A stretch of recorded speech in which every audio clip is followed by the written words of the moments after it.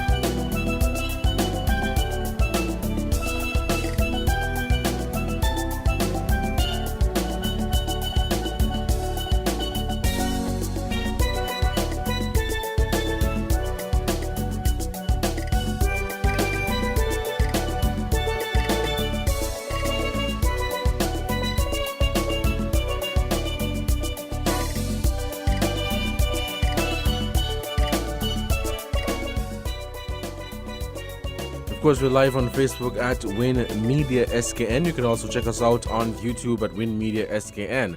And for those of you who want to participate in today's program, you can call us at 466-0989 and 762-0989. The numbers are 466-0989 and 762-0989. This is Voices for today, Monday, April 4, 2022.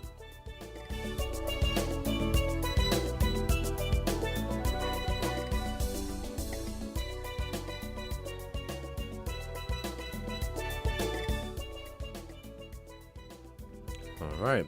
So as the political climate continues to heat up, the St. Kitts Nevis Labour Party announced two new candidates at a rally last evening. They announced Marsha Henderson for number 2 and Samuel Duggins for number 4. So those are the two newest candidates to join the St. Kitts Nevis Labour Party. Of course, for some time, many people have been speculating that they will be the new candidates for the Labour Party, but officially, last evening, the party announced those two individuals as their newest candidates that will be vying to become members of Parliament for their respective constituencies of 2 and number 4. I'm pretty sure most of you were tuned in, whether it be via radio or via social media, or you saw some of the clips coming out of the Labour Party's rally last evening. But from all accounts, it was a well-packed rally. A number of people were there supporting their party, the St. Kitts Nevis Labour Party, and of course the launch of two new candidates, Marsha Henderson in number 2 and Samuel Duggins in number 3. Now, many people are saying that this is coming, or perhaps the Labour Party is bringing this out at a good time, where in the air there is a lot of speculation, that there will be a general election sooner than we would think. Of course, the next election is not constitutionally due until 2025, but many have been saying that, hey, this thing might come sooner than later. And so the political parties are readying themselves for this election that may come sooner than later. Of course, all that has been happening with Team Unity. And so congratulations, I extend heartiest congratulations to Miss Marsha Henderson on her candidacy for the St. Kitts Nevis Labour Party in number 2, and to Mr. Samuel Duggins in number 4. Two young people, relatively young people. I wish them the very best. And we continue to call for, when I say we, the general public, and St. Kitts and Nevis as a whole, we continue to call for young people and women to get themselves involved in active politics, to be, put your name on the ballot and vie for office. And I would say many of the young people who have offered up themselves, many of the young women who have offered up themselves, they mean well. They have a good track record of performance, and I think, they will be able to bring something of substance to the table. They will be able to make a meaningful contribution to the continued development of St. Kitts and Nevis. And, listening to the profile of Mr. Duggins and Miss Henderson, you can definitely tell that these are two young people that they have done a lot with their lives thus far, and they mean well, and I wish them the very best. The phone lines are open, and I want to have a conversation with you on the political climate. But at the same time, you can raise something of concern that is on your mind today, and that is where we'll be going with today's edition of Voices. Call us at 466-0989 and 762-0989. Of course, we have our WhatsApp number, which is 662-2204. 662-2204.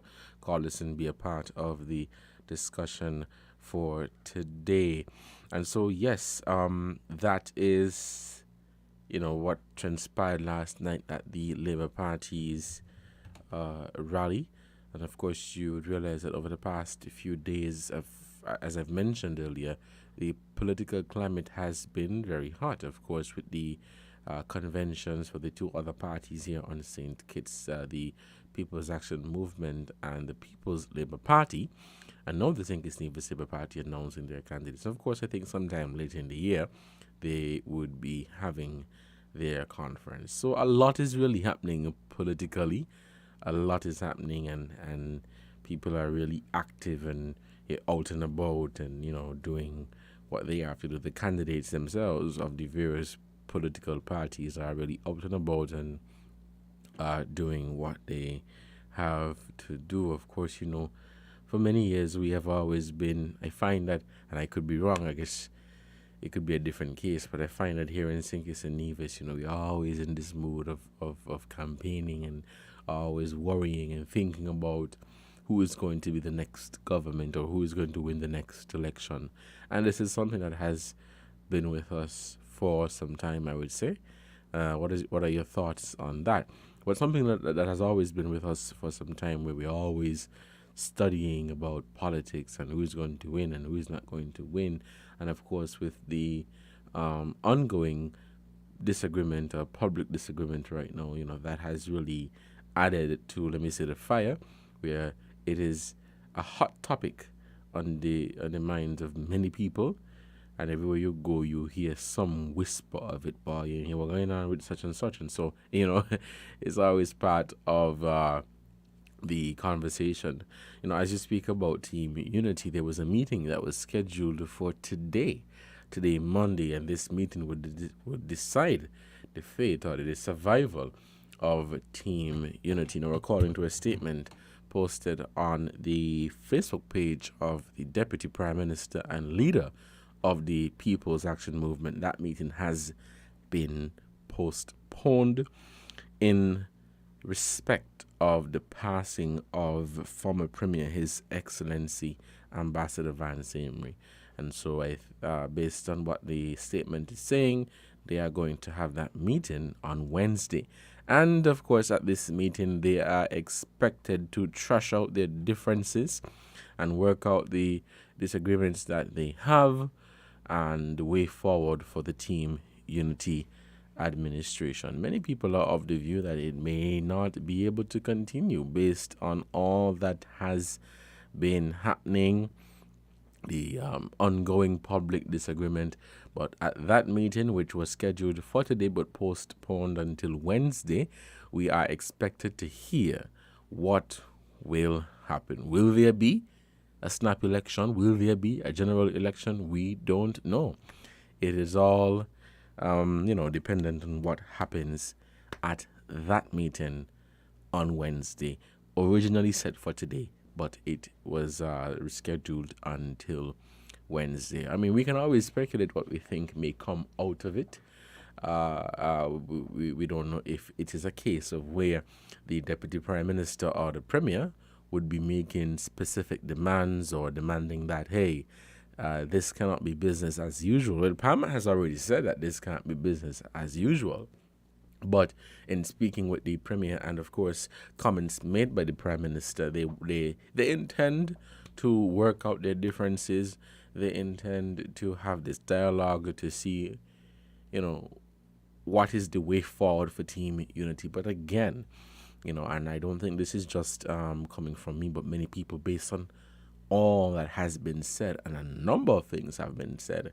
Of course, we have not been able to repeat all that has been said, but a lot has been said. Listening to, the talk shows and the town hall meetings and all the other things, a lot has been said as it relates to Team Unity. And so with all of that being said, of course, on the minds of many people, you would think, hey, this is going to be very difficult for this entire thing to continue. But again, we are anticipating, we are waiting rather for Wednesday, and we're waiting to see what is going to come out of that meeting.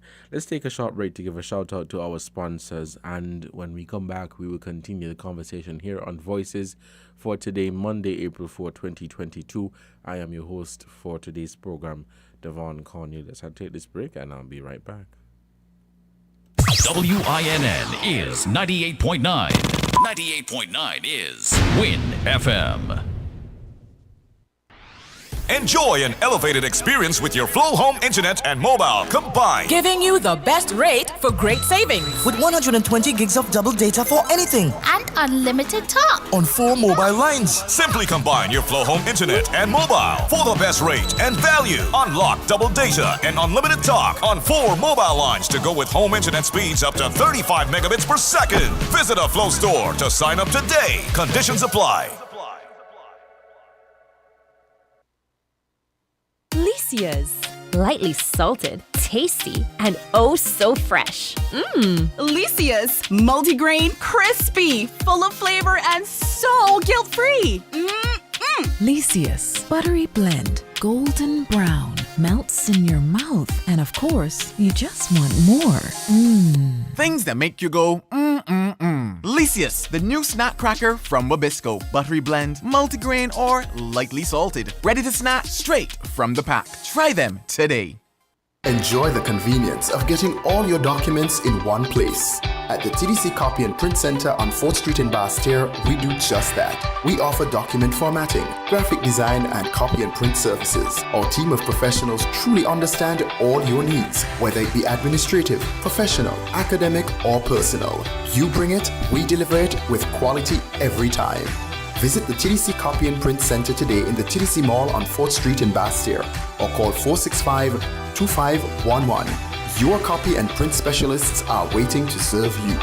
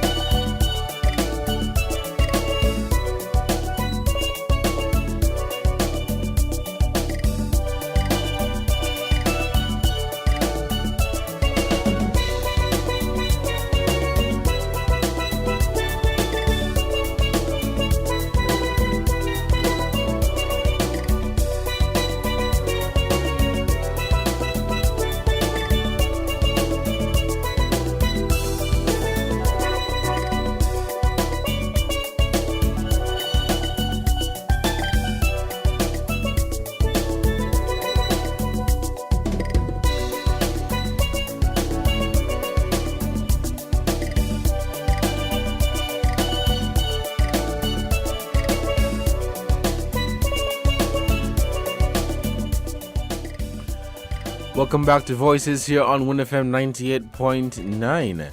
We're going to head to the phone lines and we'll take our first call for this morning. Caller, good morning. You're on the air. Good morning, Brother Devon. Good morning. Good morning. Yeah, I just come from the mountain. We're just tuning in time to get prices. All right.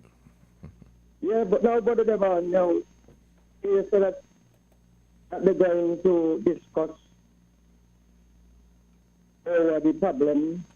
Yes, they meet. Two parties come together to form the unity government. Yes, they're going to discuss that on Wednesday. Honorable Sean Richard, Mr. Honorable Mark Brantley, and Honorable Dr. Timothy Harris. Devon, I think it's a crucial time for the country, the situation the world into right now. And what I'm hearing, and it is sounding good. And I would like them to get together with the Prime Minister and work out the differences. Because going back to the poll right now, I think it will be a disadvantage to the ordinary man and woman in the Federation. Mm-hmm. Because sometimes you go in on your party, and when they go in, they tell you that they can't do this and they can't do that because they expect it and they admit that. And then a different program with the government, like the $500, and other programs here, like the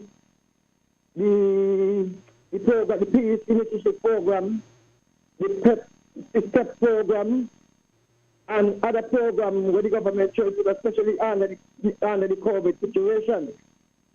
And I will like, because they're doing well as a unity government together, but it's we to know the problem and the situation they have in there. And I think that whoever had the situation and had the problem, I think that this is the time they should have come out and say anything. They should have not come out and tell anything, let the people know what's going on last time. But we like the government, we like the three leaders to come together and work out the differences because it's the best for the country at this moment, this unity government. You understand? A lot of people will suffer. I believe so. Going back to the poll, it will be like a harm and a damage to the country because the country going good. How they got to do work out the differences? Anyway, I want to thank God for the Federation of St. Stephen's. But let me... I pray every day. Because I love my country and I want to see my country go forward. Yeah. And but let me ask you before you go. I want to give my condolences out to the family of the late Premier, Dan Samari, the ambassador. I want to my condolences out to his family. He was a very humble, peaceful man. A man of the country, a man of many. A man of loving. He was a farmer cricketer. And everything to do with sport in the Federation of St. Stephen's. So I just want to... But before you go though, I want to ask you, do you think that they will be able to work out their differences at this meeting on Wednesday? It ain't today. No, it's not today. It was scheduled for today, but it was postponed until Wednesday. Well, I believe that there is big man, and all of us is one. So I believe that we work out the differences. I believe that they could get that done. Because going back to the poll, it might be dangerous for Tam. At the situation, it might be dangerous for Janelle Powell. Going back to the poll. Labour always there, and Labour candidate them always keep steady. And some of them they jump off the ship, but some of them just always consistent vote for the Labour Party. Labour constituency they voted into. Make that for Akila. And he made that for a lot of them who just come in the federal, some of them families just win the seat at the federal level. Not be bad for them too. So let me keep peace and let's pray that everything could work out. Because if it work out, it work out for the interest of the people at the Federation. All right. Caller, thank you so much for your contribution to this program. We'll still taking your calls here on Win FM 98.9. Call us at 466-0989 and 7620989. We are taking your calls right now. Let's head back to the phone lines and we take this call. Caller, good morning. You're on the air. Hello, caller. Good morning. You're on the air. School calling. You were ringing a bell? Oh, Lord. Time to shuffle. Devon, when your mommy said you don't need to buy the egg, right? You tell her who hold the box of egg go. You drop the box of egg. Right? Out of the 12, we will mash up 6. Well, you want to get what you say? We will mash up nearly the whole 12. So what go to you and just carry back all the things give mommy and you champagne. She gonna want to beat you, but well, you can't come back and she send you back to buy a crate egg again. Saying that to say this, I don't know, I think everything done gone sour and it gonna just remain sour, right? Because they don't show in the action. If you turn in some corn and it don't start to become lumpy. Look lumpy, as I say, a lumpy gonna stay till you finish cooking, you either pick them out, throw them away, or eat it, So, I know somebody can come back and abuse me and the person who just want. I mean, I study and eat. You know, I benefit for someone that fall, you know. I'll work at 500, 7,000. Somebody take it 7,000 the other day, say, it's sweet him. Yeah, that he stomach, something else I can't down. We got to shuffle. Do you think the country needs an election right now? Right now, otherwise it's going to be just so things go worse again. You know, it's ready. Still in balance last night. They're ready. Yeah, well, Labour said they're ready, so let's see. Let's talk of unity, you talk about green and you're ready, because what happened? Things like ain't coming together at all. For one sake, that benefit. Everybody, even a child could see. The king was there with about 2,000 people around him. And nobody could have seen him naked. And a little child just walked between the crowd and point on him and say, look, the king is naked, he ain't gone. So that's what happening, you hear? We don't think school calling, man. School calling. All right, Colin, thank you. Good long time when I used to walk to the sea about me, but when I used to grow and go home from. All What right. happened when you to settle this thing? Because you know, in a better car. You see, that I put off every minute, every time I'm supposed to go a meeting, you putting up, just to show you to something is not working out right. All right. And I just got a thing here about someone in cabinet. I just got a little voice thing about them.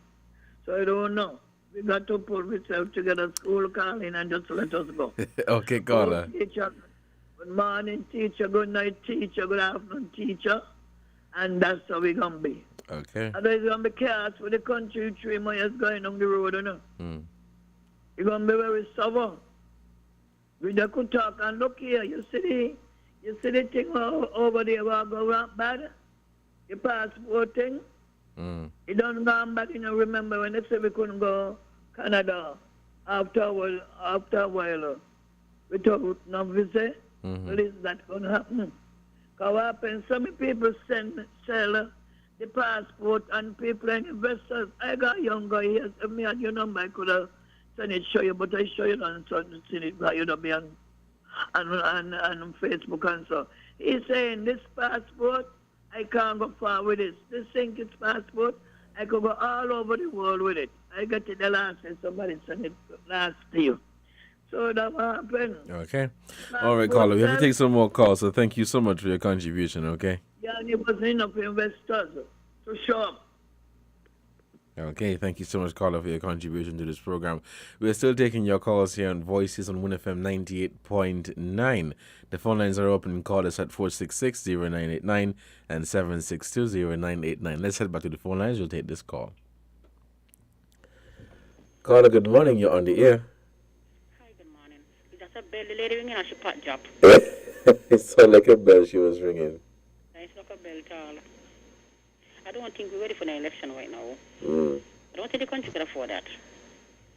And I think, this is my saying, if I'm overseas and I still love my country, I'm supposed to pay my own passage to come and vote. I don't think the government's supposed to start how they're sending a plane load of people to come out to vote. If I truly love my country, I pay my passage to come home. And secondly, the other day, 2 weeks ago, Pam had a convention. Yeah. Okay, Mr. Ian Patches Labour, ambassador, is number one. He was representing, right, on the PAM.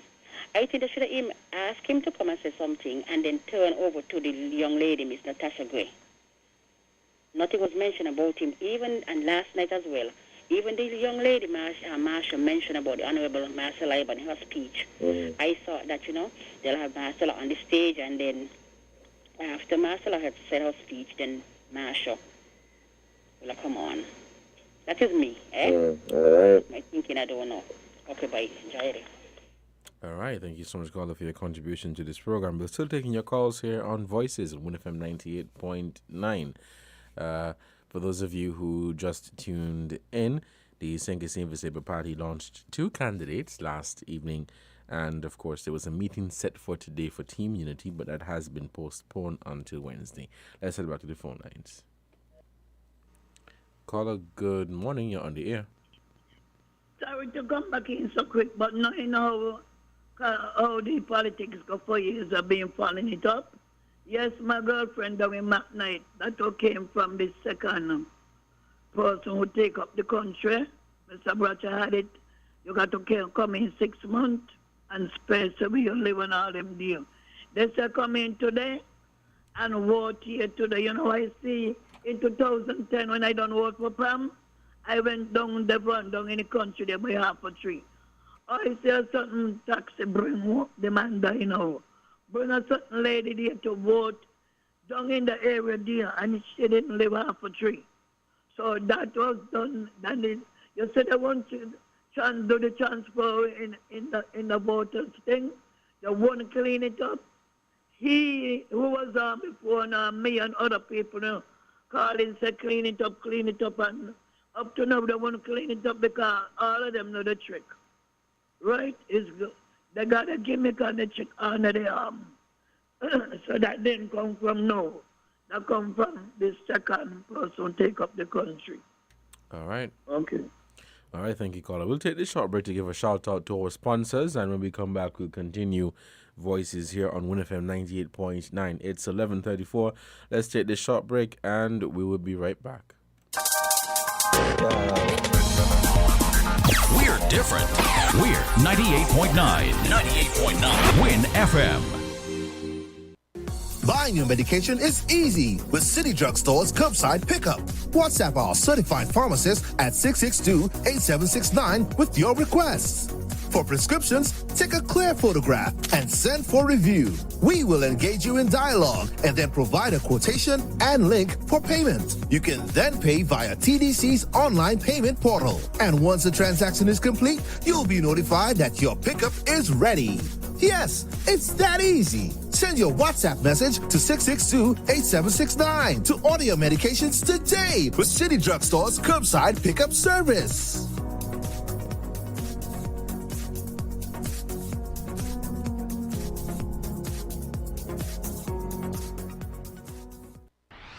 Enjoy an elevated experience with your Flow Home Internet and mobile combined. Giving you the best rate for great savings. With 120 gigs of double data for anything. And unlimited talk. On 4 mobile lines. Simply combine your Flow Home Internet and mobile for the best rate and value. Unlock double data and unlimited talk on 4 mobile lines to go with home internet speeds up to 35 megabits per second. Visit a Flow store to sign up today. Conditions apply.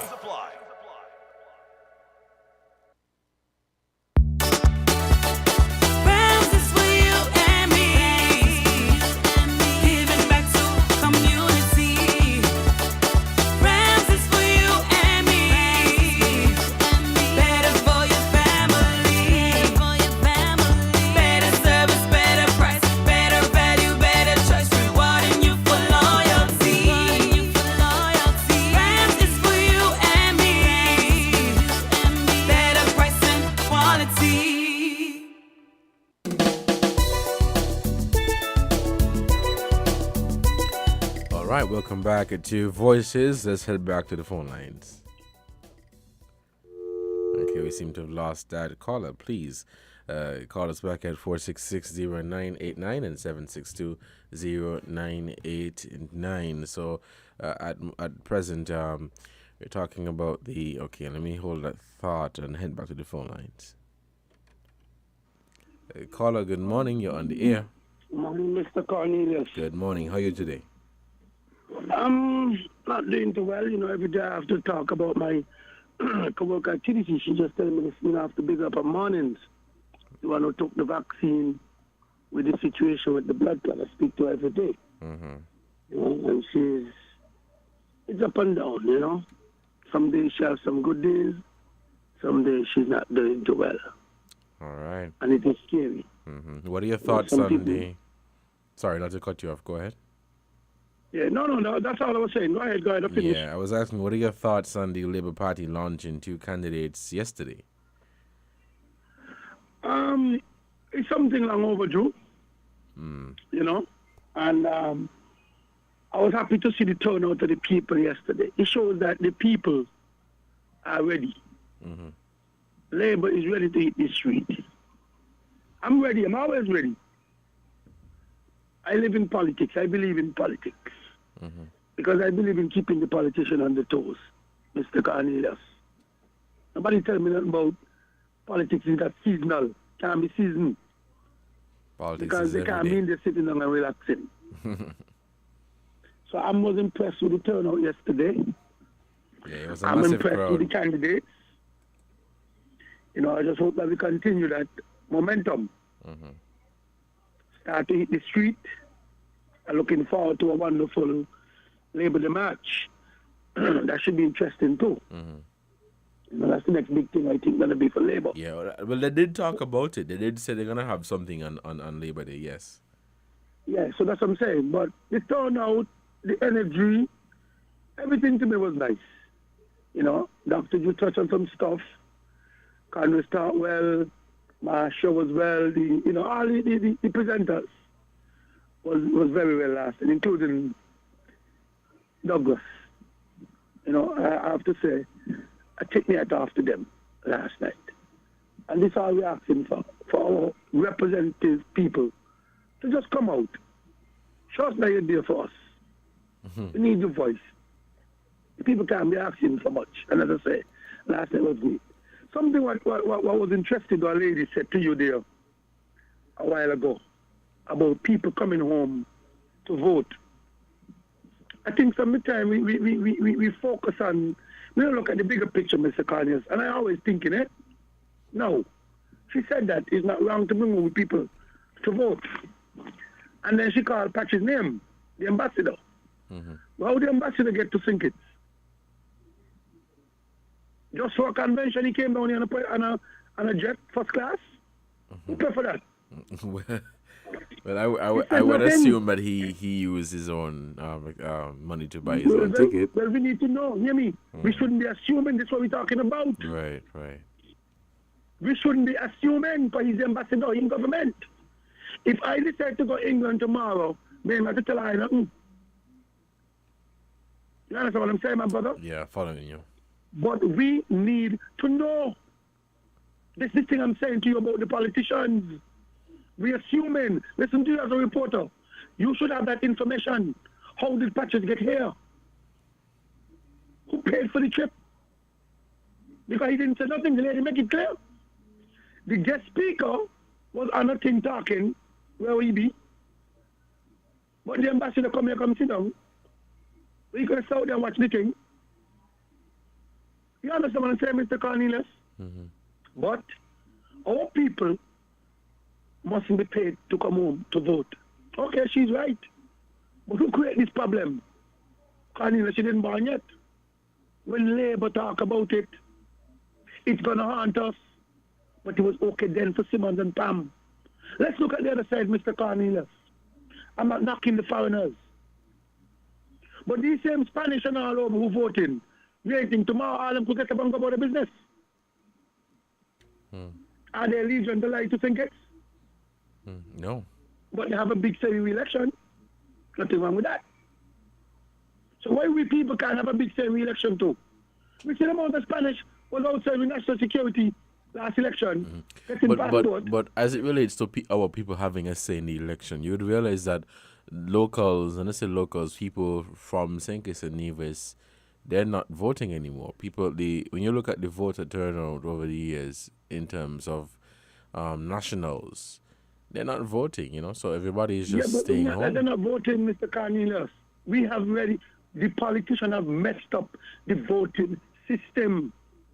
When you're going to give people money to, nobody never asked me the money to not vote. I'm voting on the issue. Mr. Cornelius, you're voting on the issue. We have let the politicians mess up the voting system, especially this present government what we have today. When you won't come and give a man $500 and tell him vote, $600 and tell him vote. But the politicians need to change the system. All of them. Tell me you're voting for what you're going to do for the country. But hear me out. I wouldn't just blame the politician alone. I have to blame the people as well, because on one hand we will say, well, the politicians are paying people to vote, but it is the same people who are accepting $500 for a vote, and then a few years later they're on their own. Mr. Cornelius, I'm going to give you 100%. If I was closer, I would hug you up.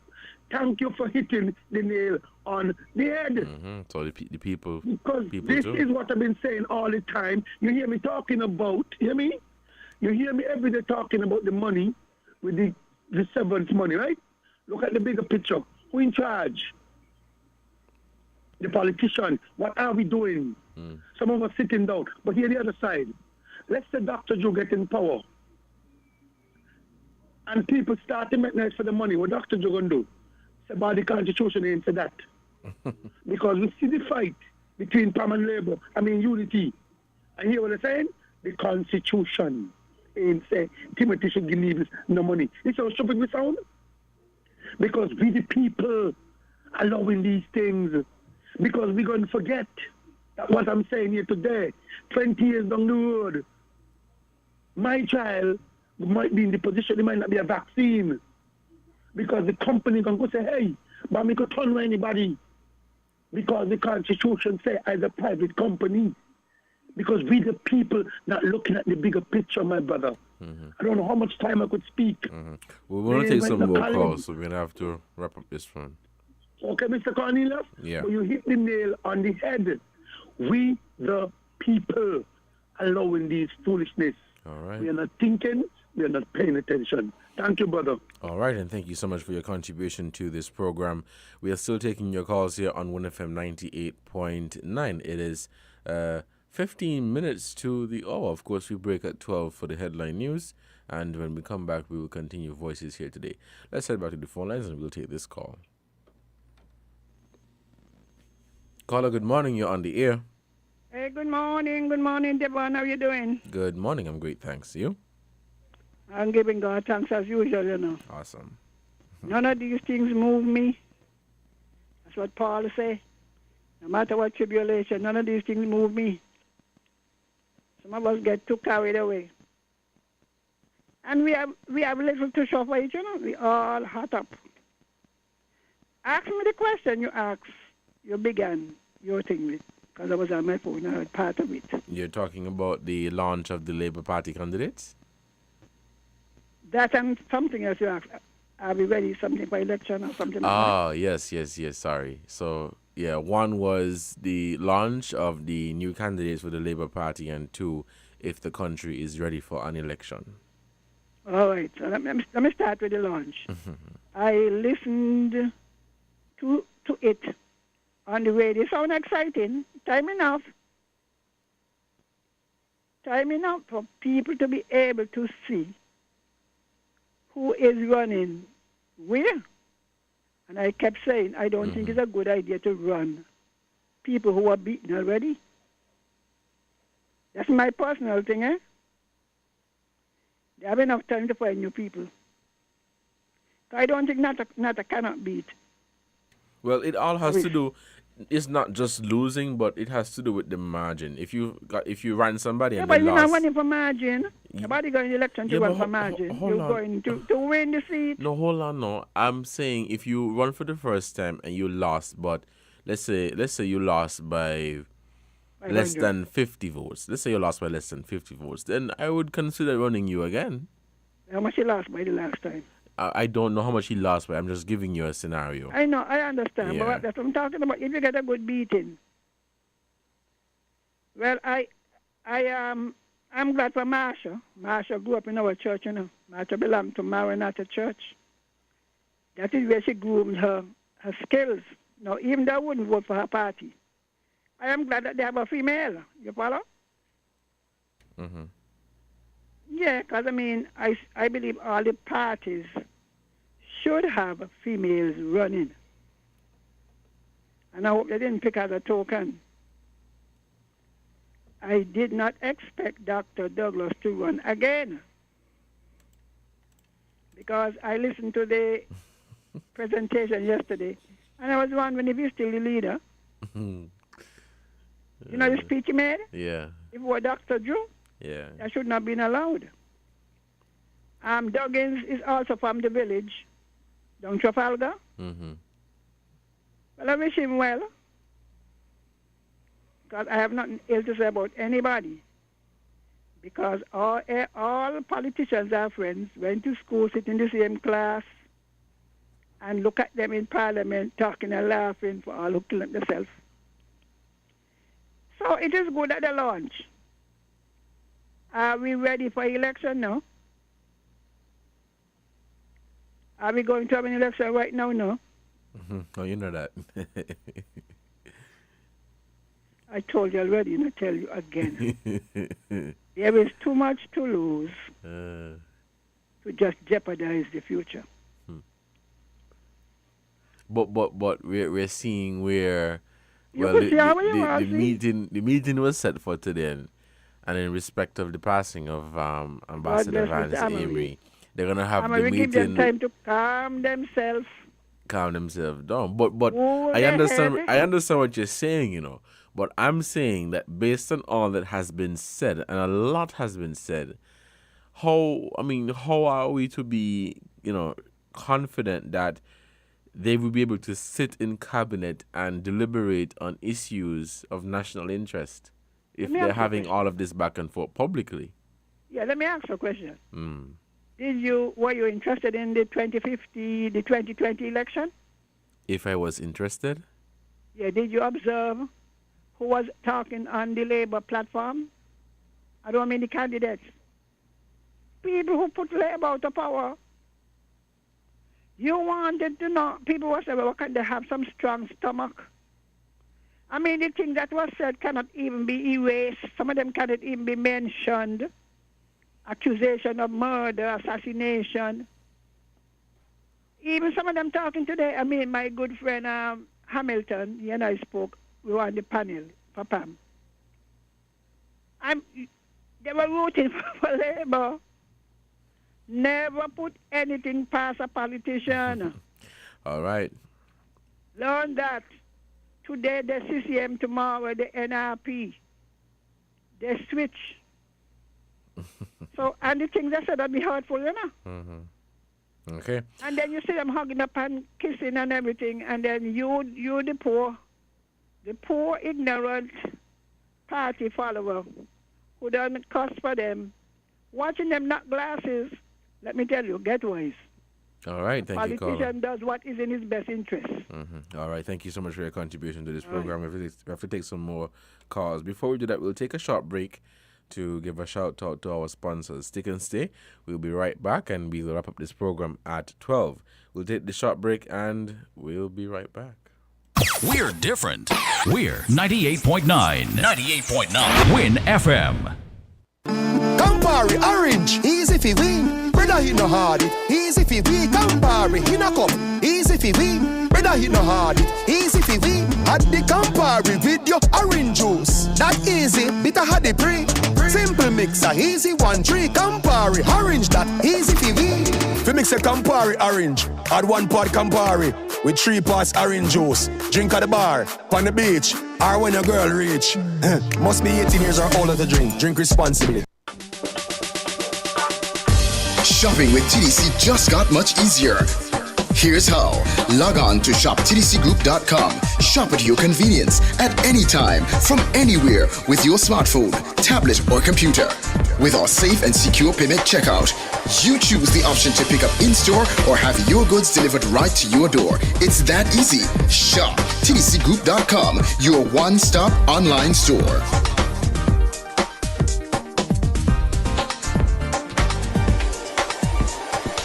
Shop anywhere, shop anytime, same quality you love. Now online. Shop www.shoptdcgroup.com.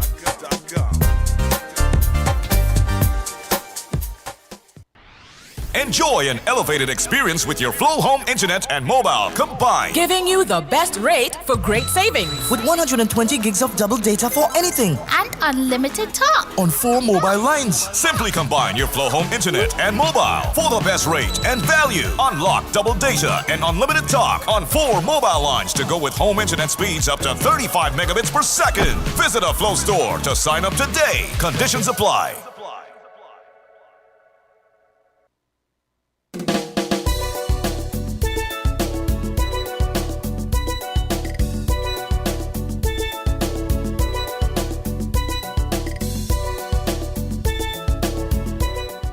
Welcome back to Voices here on WinFM 98.9. I'm your host for today, Devon Cornelius. We're taking your calls and we're heading back to the phone lines.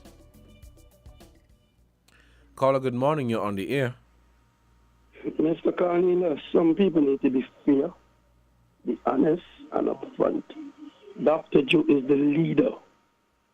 Unity had a convention. PAMA had a convention. Nobody talk about PAM convention. Nobody talk about Patches coming home and who pay for the trip. Nobody talk about the behavior in PAM convention towards Timothy Harris as the leader. But we ain't right up nobody in the convention. Why people want to tell us how to run our thing? Why? Why are we so dishonest? Let us deal with the issue at hand. There's a massive fight between 3 parties who Sylvian supports. That's what the issue is here today. What is the outcome of the country? Where is our country going, Mr. Cornelius, for a young person like you? What message are Timothy, Mark Brantley sending to you and Sean Richards? Let Vance and Miss Soul rest in peace. But how we did not know that Vance was overseas? Why? Why was it a secret? He's representing us. These are the things we're talking about, Mr. Cornelius. Why we did not know that the man was overseas sick and we're supposed to prefer him as the Federation of Sinkers and Nevis? Why not? These are the issues, Mr. Cornelius. Our leaders need to be telling us. Stop hiding everything. These are the things we're supposed to be discussing and speaking about. Because we did not know, or we hear the man passed away. How? Why are we taking, and you say it, why are the people taking these kind of behavior from the politicians? Why? Why we think it's comfortable because we back a party? And why when someone must speak out about we party, we want to be attacked? Why? This system needs to change people. That's all we're saying. And the elder lady who's supposed to lead the charge, listen to her message today. No substance. Nothing making no sense to us. We want to attack who Labour put up, what Labour said, and what Labour did not say. You're not a part of Labour. I ain't call them and say, whatever you need to do, right business, but they are representing the country. She ain't going to discuss that Sean Richards said to an overseas reporter. Overseas! He not been into cabinet for 2 months. Why not? Why we not asking Sean these questions? Sean, why did you do that? We are paying you, Sean. But when Congress Maynard walk out of Parliament, she up and down with it. Everybody want to crucify the boy. But Sean Richards ain't gone to Parliament for 2 months. He ain't tell the nation. He ain't tell the Sandy Point people who vote for him. He tell it on a lady overseas program, and she said, boy, what is the breaking news? Why are we not speaking on these issues, Mr. Cornelius? This is what is the problem. But you come in today to talk about labor thing. The issue is who running the country, not labor. Please, Miss Sylvine, you're better than that. Stop twist yourself. People listening all over the world. Be honest. Stop being dishonest. Because when Congress, as I say again, used to get up and walk out of Parliament, or you take him to task, you all couldn't say more. But today, we're not taking Sean Richards to task for telling the nation overseas that he has not been to cabinet for 2 months. Mr. Cornelius, something is wrong in this Federation of Sinkers and Nevis. You have a good day. All right, caller, thank you so much for your contribution to this program. We have about 3 minutes left before we take a break for the headline news. Thank you so much again for your contribution to this program. We'll take this final call. Let's head back to the phone lines. Caller, good morning. You're on the air. Good morning to you, Mr. Cornelius. And I want to publicly send my condolences to the wife and children and other family members of the late Honorable Vance Wingworth, Amory, on his passing. And I want him to know that the good Lord is still here. Just be strong, and he will see them too. But Mr. Cornelius, I look at the labor function yesterday. I've made a prediction to you before, and I said that if both PAM and PLP are going to field candidate in all 8 constituencies, the St. Kitts Nevis Labour Party will win all 8 seats. Now, I'm going to make another prediction to you real quick. When the St. Kitts Nevis Labour Party win all 8 seats, as I predicted, I am also predicting that the People's Labour Party, all of their candidates will lose their deposit in this next election, including the Prime Minister. He will lose his deposit too. Once it goes the way they intend to put it. Thank you for listening, Mr. Cornelius. All right, and thank you so much, caller, for your contribution to this program. We are out of time, so we'll take this break now for the headline news. And when we come back, we will continue the conversation here on Voices for Today, Monday, April 4, 2022. I've been your host for the first hour, Devon Cornelius, but we'll be back after the headline news. Now, for those of you who tuned in late, of course, the St. Kitts Nevis Labour Party launched 2 candidates yesterday.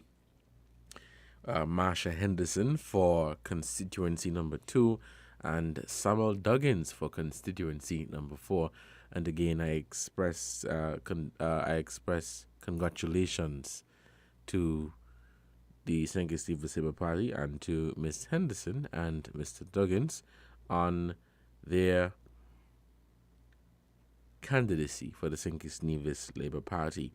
And of course, there was a meeting that was scheduled for today, but that has since been postponed. A meeting of the leaders in Team Unity, the Prime Minister, the Deputy Prime Minister, and the Premier, to work out the ongoing disagreement within that coalition. We'll take this break for the headline news, but when we come back, we'll continue the conversation. Stick and stay. We'll be right back. Found the sound 98.9 FM.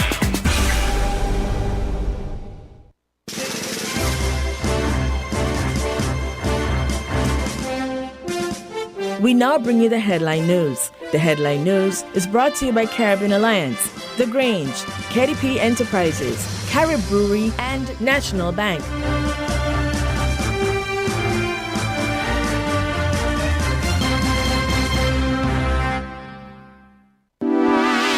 Shipping your cargo shouldn't be a hassle. It can be as easy as a single call to Amerijet International, your worldwide cargo transportation solution. We provide all the services you need to ship your goods anywhere in the world, whether your shipment is fresh, frozen, large or small, alive or hazardous. You can count on Amerijet to deliver it safe and sound. Amerijet International. By land, sea or air, we get it there. For more information, visit us online at www.amerijet.com or call us at KDP Enterprises at 466-9595.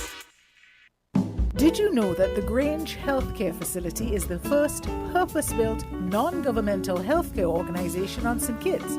It's situated at Otley's, 7 miles east of Basseterre in beautifully landscaped surroundings. The Grange has a team of highly trained professionals and provides care that's rated as being comparable with UK and North American standards. The Grange offers varied accommodations to suit your individual needs, and our all-inclusive packages make the cost of care per hour the most competitive on the island.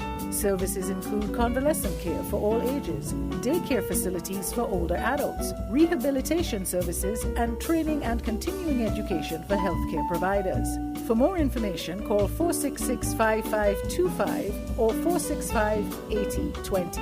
Fax 466-8221 or email thegrangehealth@gmail.com or visit our website at www.grangehealthcarefacility.com. With over a century of perfection behind the Mackeson name, a smooth blend with perfect balance and richness, it's no wonder Mackeson Triple Stout has a legacy of perfection. Enjoy the world over. Introducing our new look with the same great taste. Mackeson. All hail the king. Please drink responsibly. Protect your lifestyle with Caribbean Alliance Insurance. Dealing well with a local reputation and service for second to none. Securing you is our mission. People that you can trust, your business, property, we got you covered. Motor or personal, whatever it is, we got you covered. 130 years in this business, we got you covered. For all your insurance needs, visit or call us at 465-2631 or 469-5303. Dealey Walwyn, people you can trust. Did you know that National Bank offers very favorable terms and low interest rate to switch your home mortgage? Our in-house legal department will process your mortgage in a jiffy and free of cost. Switch your home mortgage now and get a peace of mind knowing that we are here for you. National Bank, always here.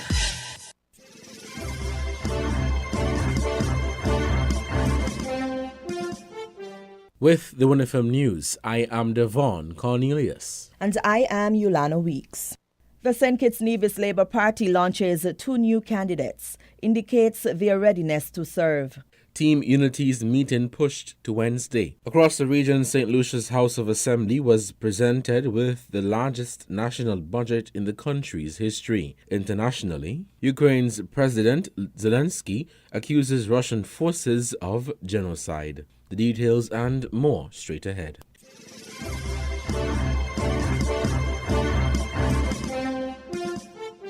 The St. Kitts Nevis Labour Party announced their readiness to serve in all 8 constituencies of St. Kitts during their On the Block rally on Sunday evening, April 3, at the Coonar parking lot, Wilkin Street, Basseterre. The 90-year-old party introduced their 8 candidates to contest the next general election, with 2 young newcomers who were officially introduced to the public for the first time, Attorney-at-Law Marsha Henderson and Mr. Samal Duggins.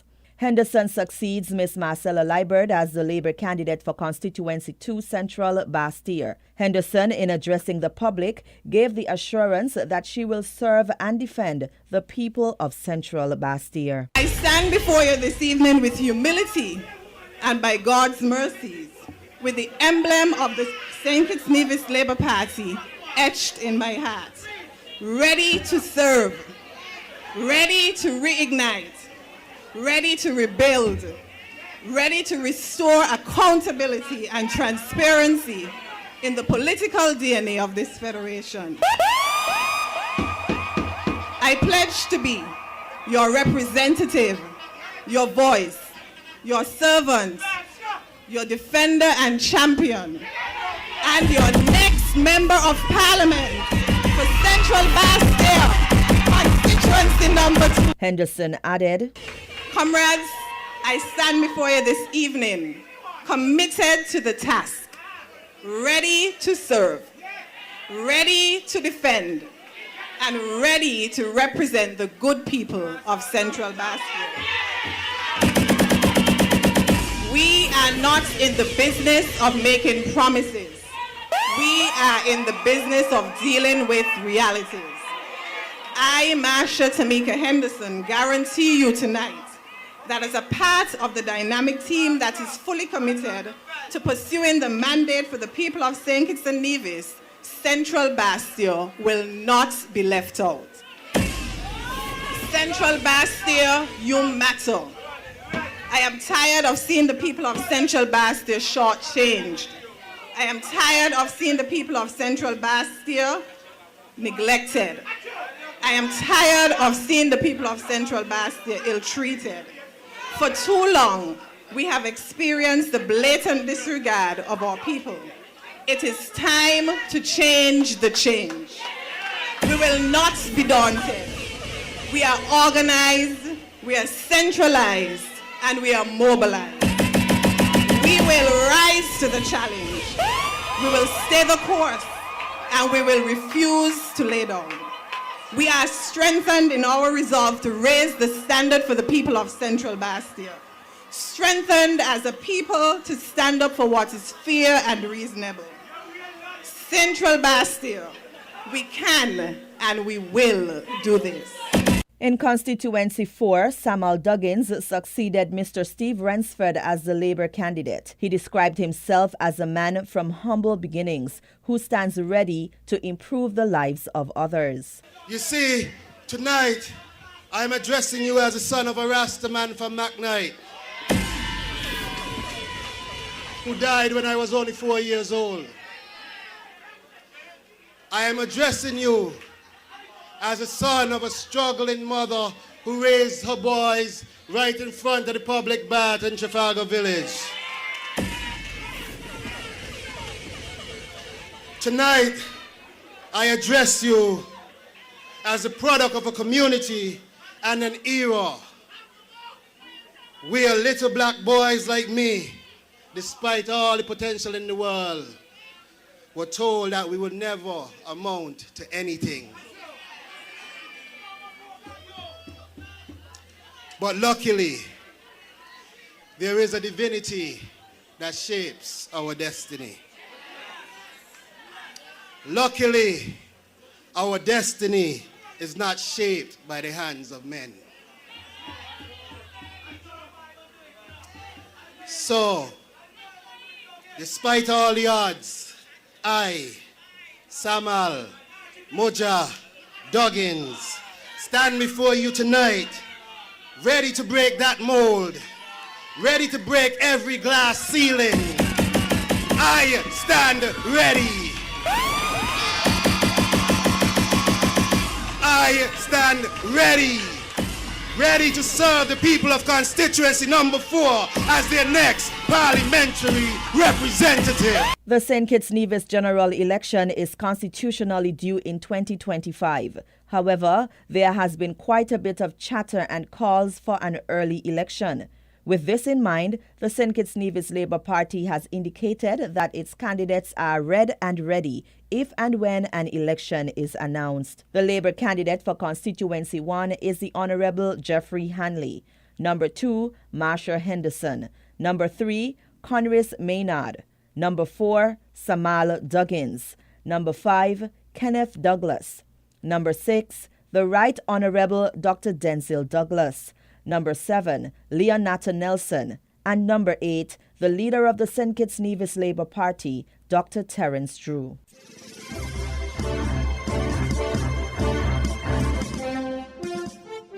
The highly anticipated meeting scheduled for today to decide the way forward for the Team Unity Coalition has been postponed. The news broke earlier today in a joint press release from Deputy Prime Minister the Honourable Sean Richards and Premier of Nevis the Honourable Mark Bradley. The statement said, quote, due to the sudden passing of His Excellency Vance Amory, former Cabinet colleague and former Premier of Nevis, we communicated with the Honorable Prime Minister that it would be appropriate to delay the tripartite meeting of heads of political parties scheduled for today until Wednesday of this week as a mark of respect to His Excellency Vance Emery, a founding member of Team Unity, end quote. The survival of the coalition might be determined at this meeting, following weeks of public disagreement, with members of the coalition publicly combating each other.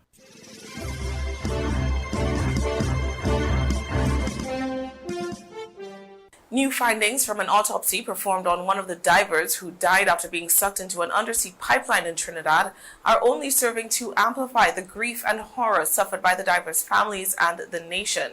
At the same time, calls for the decision makers at the top of Paria Fuel Trading Company to face accountability up to and including criminal liability are mounting. Kazim Ali Jr. was one of 4 divers who died while doing maintenance work on a hyperbaric chamber off the coast of Trinidad and Tobago on February 25th. The incident has since been dubbed the Paria Fuel tragedy after the state-owned company associated with the pipelines in the area. On Wednesday, the Ali family attorney, Gerald Ramdeen, convened a press conference to present the results of a private autopsy carried out on Ali's body. According to the examination, Ali was alive up to 12 hours before he was found on February 28th. If the medical analysis is indeed correct, it would mean Ali was fighting for his life in that pipeline long after Paria's response had switched from rescue to recovery. At the press conference, Ramdeen established the following timeline. It was 2:15 p.m. when the divers entered the pipeline on February 25th and 2:45 p.m. when teams lost contact with them. The attorney said exactly 1 hour and 3 minutes later at 3:48 p.m., Paria's health and safety personnel determined that the chances of the divers surviving beyond then were minimal and advised management that they were probably dead. However, Christopher Boudram, the only survivor, was found alive 2 hours after that. Ramdeen told local reporters that despite Boudram's condition upon being rescued, he still managed to inform rescuers that the other divers were alive in air pockets in the pipeline. Ramdeen accused Paria of ignoring this information and preventing rescue efforts from continuing even after security personnel reported hearing knocking sounds coming from inside the pipelines. Ali's body was recovered in the early stages of decomposition, and he had suffered 2 fractures to the leg. His official death certificate lists February 28th as his date of death, the same day his body was removed from the pipeline. The first autopsy determined that he died of asphyxia and drowning, but did not provide a time of death. Unsatisfied with the lack of relevant information coming out of the first procedure, Ali's family requested a private autopsy, which found that Ali had survived for up to 39 hours after first entering the pipeline. Will the 3-member commission of inquiry established to probe the deaths bring closure to the families of Kazim Ali Jr., Yusuf Henry, Faisal Kurban, and Rishi Nagasar? Ramdeen isn't optimistic, lamenting that neither he nor the family anticipate that the commission's findings will be any different than others which have been convened previously to investigate similar incidents, that is, unable to satisfy grieving loved ones, that accountability has been served. The Prime Minister is calling on the attorney is calling on the Prime Minister and the Minister with responsibility for energy to consider the findings of the private autopsy and suspend the Paria board, as well as anyone else involved in the decision to discontinue rescue efforts, as well as to block the diver's employer from conducting its own search and rescue operation. Meanwhile, an online petition to dismiss the Paria board outright has crossed 58,500 signatures as of today, Friday. Ramdeen believes that criminal charges should also be on the table for those responsible for the incident, and that the divers' deaths should be considered cases of industrial murder.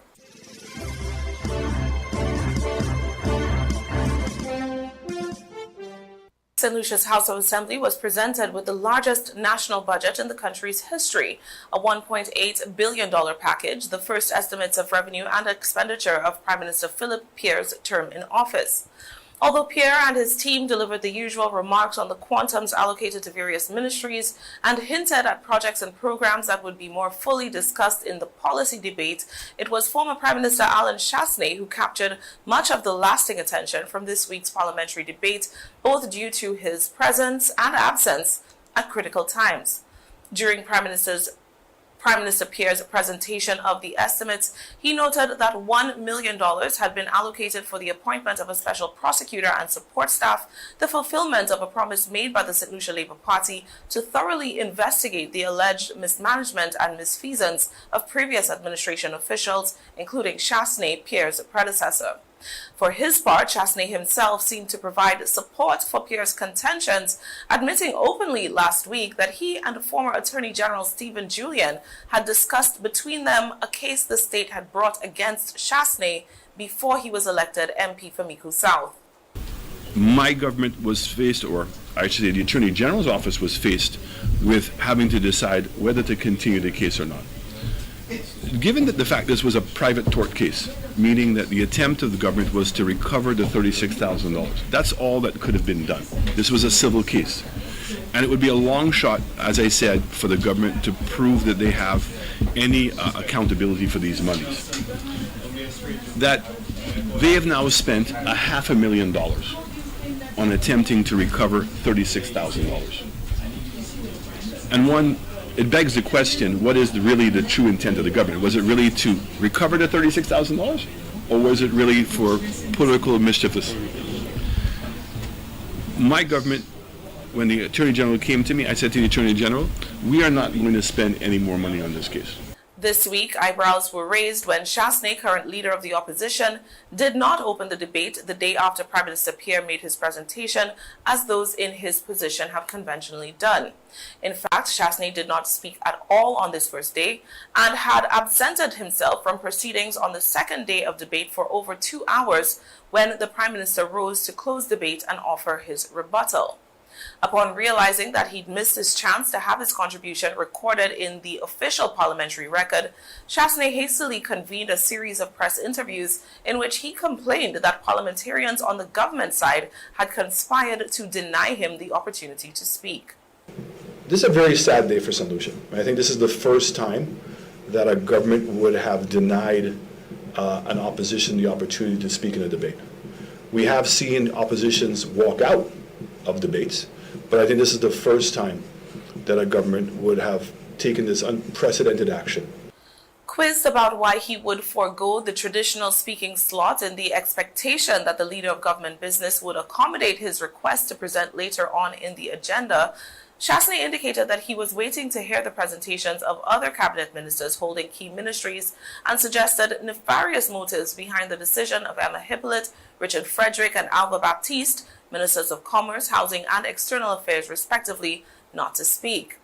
Since the beginning of his tenure as leader of the opposition, Chastanet has been criticized in several corners about his spotty attendance record at sittings of the House of Assembly.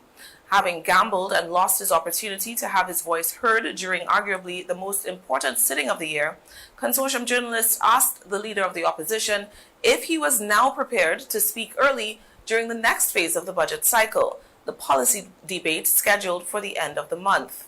Are you going to be prepared to speak early during the policy debate? We're not ready that at all. Serious. Yes or no answer? No.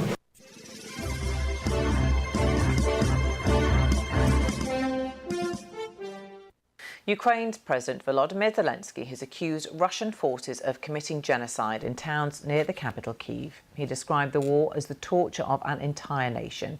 There's been condemnation of Russia from leaders around the world, including the Prime Minister Boris Johnson. But the Kremlin is continuing its offensive in the east of Ukraine. Simon Jones has the latest. The withdrawal of Russian forces from areas around Kyiv reveals the destruction and a mounting death toll. More than 400 bodies have been recovered in the region, according to Ukraine's Prosecutor General.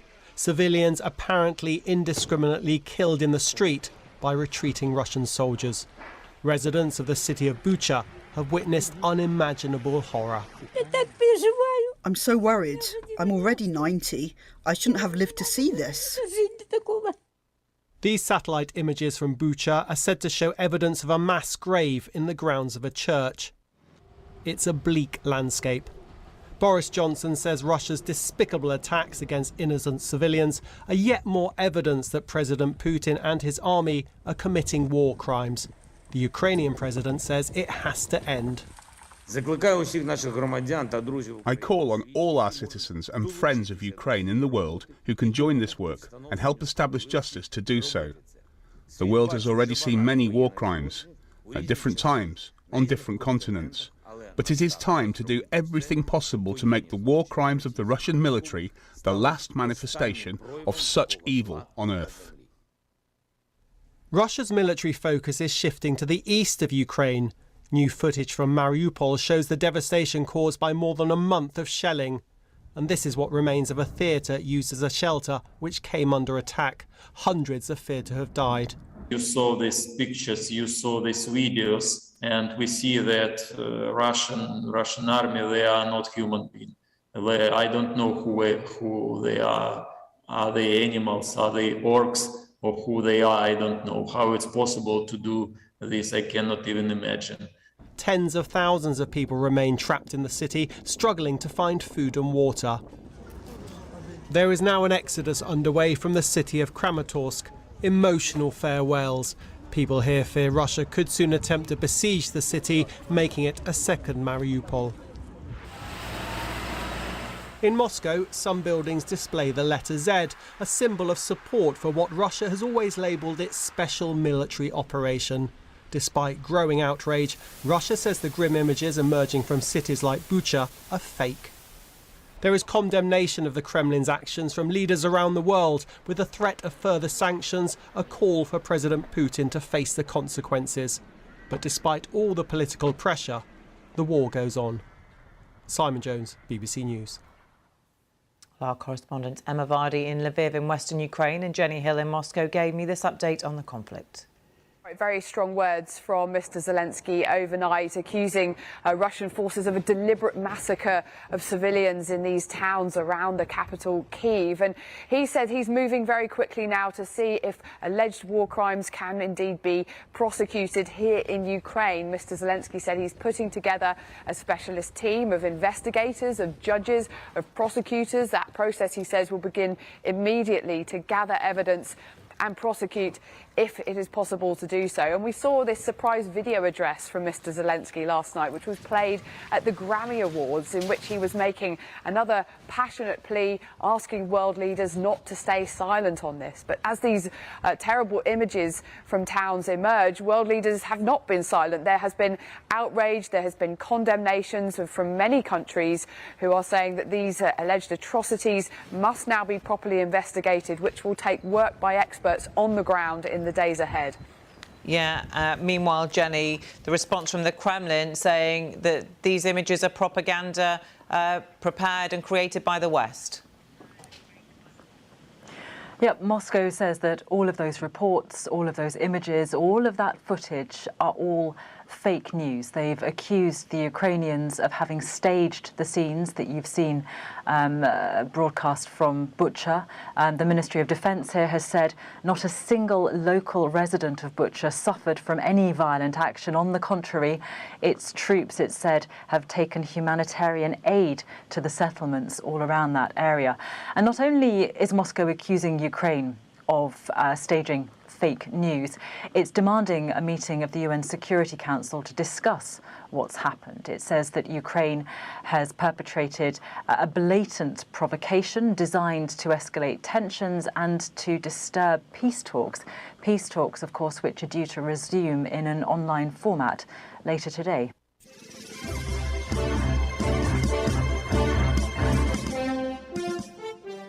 You are listening to the Win Headline News. Let's recap our top stories. The St. Kitts Nevis Labour Party launches 2 new candidates, indicates their readiness to serve. Team Unity's meeting pushed to Wednesday. Across the region, St. Lucia's House of Assembly was presented with the largest national budget in the country's history. Internationally, Ukraine's President Zelensky accuses Russian forces of genocide. That was the Win FM Headline News. The Headline News is brought to you by Caribbean Alliance, The Grange, KDP Enterprises, Carib Brewery, and National Bank.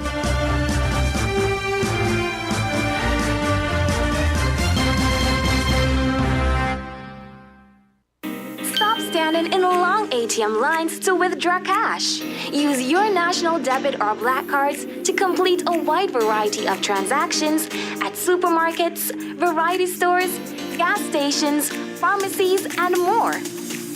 Shop online at the most popular websites and stores for quality brands using your national debit or black cards. And take back your time to enjoy all the things that you love to do. Remember, instead of waiting in long ATM lines to withdraw cash, use your national bank cards today. National Bank, always here. Protect your lifestyle with Caribbean Alliance Insurance. Till you walk with a low reputation and service for second to none. Securing you is our mission. People that you can trust, your business, property, we got you covered. Motor or personal, whatever it is, we got you covered. 130 years in this business, we got you covered. For all your insurance needs, visit or call us at 465-2631 or 469-5303. Dealey Walwyn, people you can trust. Maybe it's the way the brilliant gold liquid reflects our sunshine, or how the bright blue of its label mirrors the clear Caribbean skies overhead. Maybe it's the fresh, crisp taste of this beastly cold beer on a scorching hot day. Maybe it's even the way it brings us all together. But one thing is for sure, Carib is very much a part of who we are wherever we're from in the Caribbean. Carib, it's the way we play. Drink responsibly. Did you know that the Grange Healthcare Facility is the first purpose-built, non-governmental healthcare organization on St. Kitts? It's situated at Otley's, 7 miles east of Basseterre in beautifully landscaped surroundings. The Grange has a team of highly trained professionals and provides care that's rated as being comparable with UK and North American standards. The Grange offers varied accommodations to suit your individual needs, and our all-inclusive packages make the cost of care per hour the most competitive on the island. Services include convalescent care for all ages, daycare facilities for older adults, rehabilitation services, and training and continuing education for healthcare providers. For more information, call 466-5525 or 465-8020. Fax 466-8221 or email thegrangehealth@gmail.com or visit our website at www.grangehealthcarefacility.com. Shipping your cargo shouldn't be a hassle. It can be as easy as a single call to Amerijet International, your worldwide cargo transportation solution. We provide all the services you need to ship your goods anywhere in the world, whether your shipment is fresh, frozen, large or small, alive or hazardous. You can count on Amerijet to deliver it safe and sound. Amerijet International, by land, sea or air, we get it there. For more information, visit us online at www.amerijet.com or call us at KDP Enterprises at 466-9595. WINN is 98.9. 98.9 is WIN FM.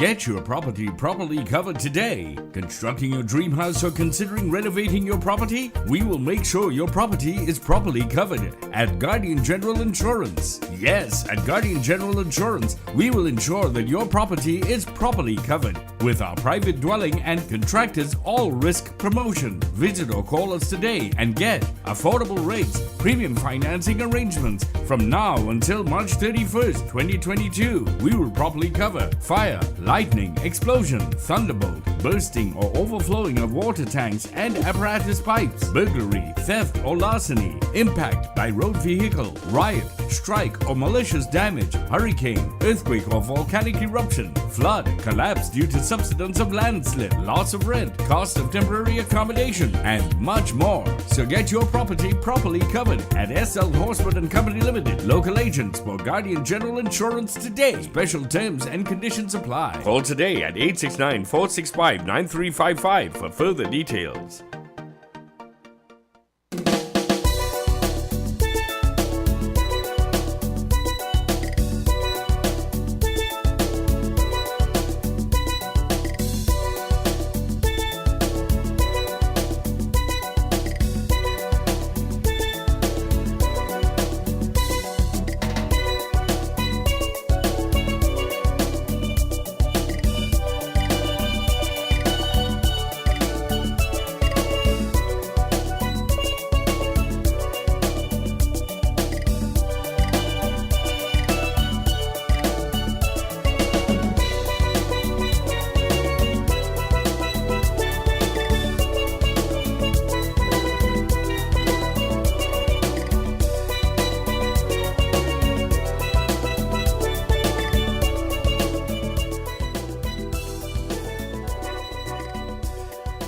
Welcome back to Voices here on WinFM 98.9.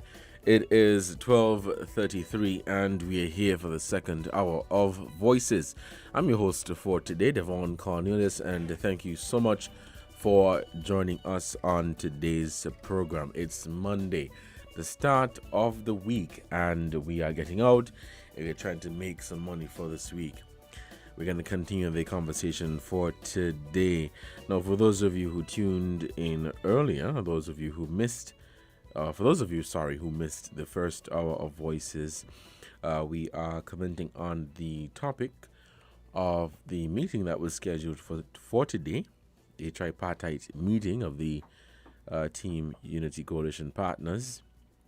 It was scheduled for today, but according to a statement from the Deputy Prime Minister and the Premier, they have decided to put off that meeting until Wednesday of this week. And of course, the St. Kitts Nevis Labour Party announced 2 new candidates last evening. Let's head back to the phone lines and we'll be taking some calls.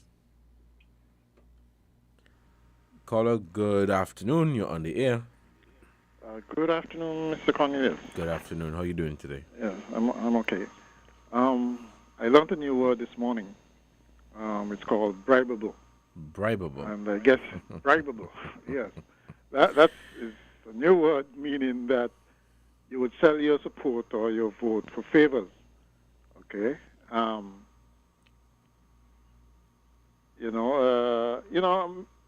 Devon, I don't know you personally.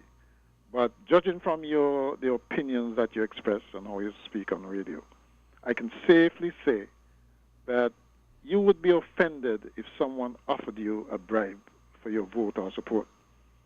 And well, you should be. Yes. Right? Because our ancestors they must be turning in their graves when they see what some people are willing to do with that precious vote that they fought and shed blood for and died for, right? And how do politicians look at their fellow citizens who are black like them and say, you are worth 500, or you are worth 5,000, or you are worth 50,000? It's slavery all over again. It's just that the slave master now is people who look like us. And some are willing to be participants in this new kind of slave trade, right? Whether out of greed or desperation. For these are hard times, and it's tough for people to not resort to that, okay, when offered, okay, and too many politicians are all too willing to take advantage of people who they should be empowering with opportunities, not making beggars out of them. I mean, how did we get here? I mean, how did we get to the point where we have people feeling that it is okay to actually make public pronouncements, asking for help in fixing, for instance, a truck, and openly saying things like when he gets broke, he can go to the PM for a little change. I mean, how much more undignified or indignified can one get? And shame on whether it is the Prime Minister or any other politician who may engage in corrupting our citizens like that. They should be ashamed of themselves. Our representatives should be empowering constituents, not humiliating or denigrating them, right? And when he said it at the town hall meeting, I didn't hear the representative pull him up on something like that, okay? And this is going to be a terrible legacy, I think, for the Prime Minister and representatives who subscribe to this, right?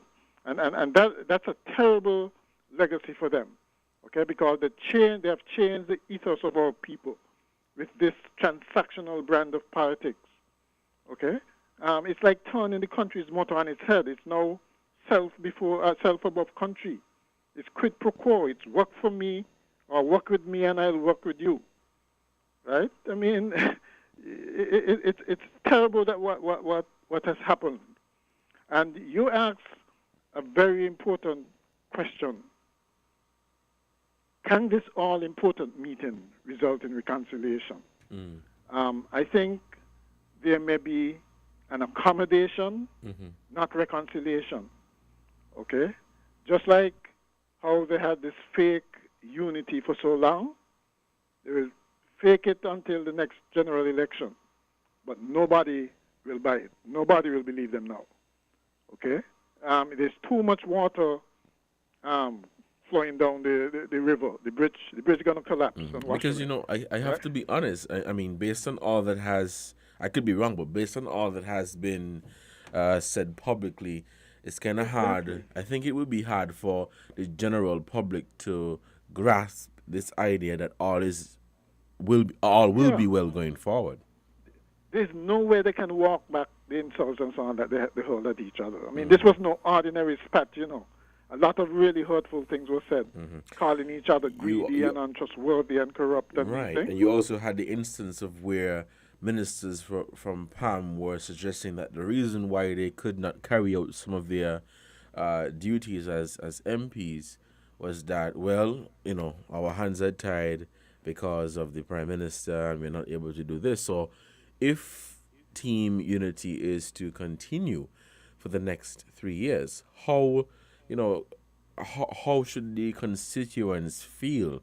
Are they going to see things happening in their constituencies based on what, was said by their representatives? Well, that's the whole point. The point is, it was so dysfunctional, it should never have gotten there in the first place. How it could be that only one man, the Prime Minister, could know exactly what the state of the finances of the country is, and then he dishes it out as if it's his own personal money or like some kind of dictator. That's not how it works in a democracy, okay? And the only thing I think that would conclusively solve this, because you see, to me, what has happened with all these things is that they have all disqualified themselves as suitable representatives of the people, right? I don't know how they walk back things like that. And to me, the only thing that can conclusively solve this is fresh elections, right? That quite honestly, none of them really want, but that is what is apparently necessary to clean house and bring some semblance of normalcy or normalcy to the governance of our country, right? the position of both sides within the coalition has been made abundantly clear. And there's little room for compromise. That's the thing, eh? Either the Prime Minister backs down and gives Brantley and Sean Richards what they want, or they, Brantley and Sean Richards, must back down and let the Prime Minister have his way. Okay? I don't know what kind of compromise you can get in between here. I mean, he may try to divide the two of them, divide and rule. He might give Brantley what he wants and tell Sean, too bad. Or vice versa, okay? Which would leave the situation pretty much unsolved, and they'll just tag along until the next general election. I don't think it would help the situation. It would just prolong the pain and the inevitable. But that, I think, might be the only way that you can get some kind of, and you can't even call it middle ground, right? Because it's essentially keeping the status quo pretty much the same, except that one part of the coalition is happy, or two parts are happy, and one remain extremely sad, and you have this dysfunctionality continuing. So it would be nice to be a fly on the wall. I'm sure you'd wish that you were a fly on the wall, and I'm sure you wish you won't miss the next press conference, regardless of who calls it, but to ask some very pertinent questions. But I don't see a good way for them out of this. You know, they maybe when they've seen what happened last night, they may rethink exactly what they're doing. Okay, but the underlying problem remains the same. What brought out this public spat remains the same, and that has nothing to do with the Labour Party. That is an internal thing with them. Okay, and if they don't solve it, if they can't solve it, well, the only recourse is fresh elections. Which, like I said, they don't want. But what else can happen? You know, what else is there? They can't just go on as before, because obviously that wasn't working. So what is there? You know? All right. All right then. All right, Colin, thank you so much for your contribution to this program. Let's head back to the phone lines. We'll take some more calls. Caller, good afternoon. You're on the air. Hey, good afternoon. How are you doing? I'm good, thanks. Good afternoon, Mr. McMahon. Mr. McMahon just get interested in politics. In the 2015 election, pallet blocks, cement, mattress, fridge were given up by the Labour Party. This election, they gave out money. So I want a definite statement, and don't tell me that the candidate's not going to do it. If the activists will be doing it, it's still the same thing. And believe me, while I don't support it, the voters are not stupid, you know. Every year you hear the same cycle. You hear the same story. You said you want... They vote and they canvass, and after the election, they are ignored. But you said you want to hear from the candidates of the Labour Party. Dr. Terence Drew, that his party and its members, because just like a criminal don't have to kill you, send somebody else, right? But to be fair, Carl, I think that should come from all the political parties. So the call should not just be made for the St. Kitts Nevis in the party. The accusation is made that they're doing it, right? What accusation? The assumption is, when he took the case to court, the assumption was that his party wasn't doing it. And everybody know to the contrary. So do you believe that the other parties are involved in it? All of them. Right. So if you believe that is the case, then you should call for all of them to make a statement, not just one. But if you are the one making accusation and you're doing it, how does that sound? That's an hypocrisy. But how do you know they're doing it? I know people who got. But you know for a fact that they're doing it? For a fact. Okay. So let me continue. Okay. Do you know of any candidates that did it? you come and you want me to get lawyer, you know. Well, you say you know for a fact. So say you know for a fact suggests that you have pictures and videos Well, you know, they to wouldn't back offer up me, your right? claim. They would not offer me. Otherwise, then what you're saying is just a rumor. I just tell you, ask me a question and tell you yes. You're going to ask the same question again? Didn't I say yes? Answer me, didn't I say yes? Yes to what? Sorry. You lost Ask me me, there. do you know of anybody who got? I said yes. Oh, so let's pass that. Then no. No, so if it is a general thing, then, but don't come here and pretend. Now, there's thing about the shoe. I heard somebody who was dreaming. A dreamer called before you went for lunch. Labour going to win all the seat and everybody's going to lose all of their deposits. That is a dream. How is that going to happen? All of the other candidates going to just drop dead? He said even Timothy can lose, you know what lose your deposit mean? Well, that is his opinion. That's what I say. But opinion must got some kind of basis. So, all right, let us assume they're going to bring in 29 planes. I wonder where they're going to park the other 30.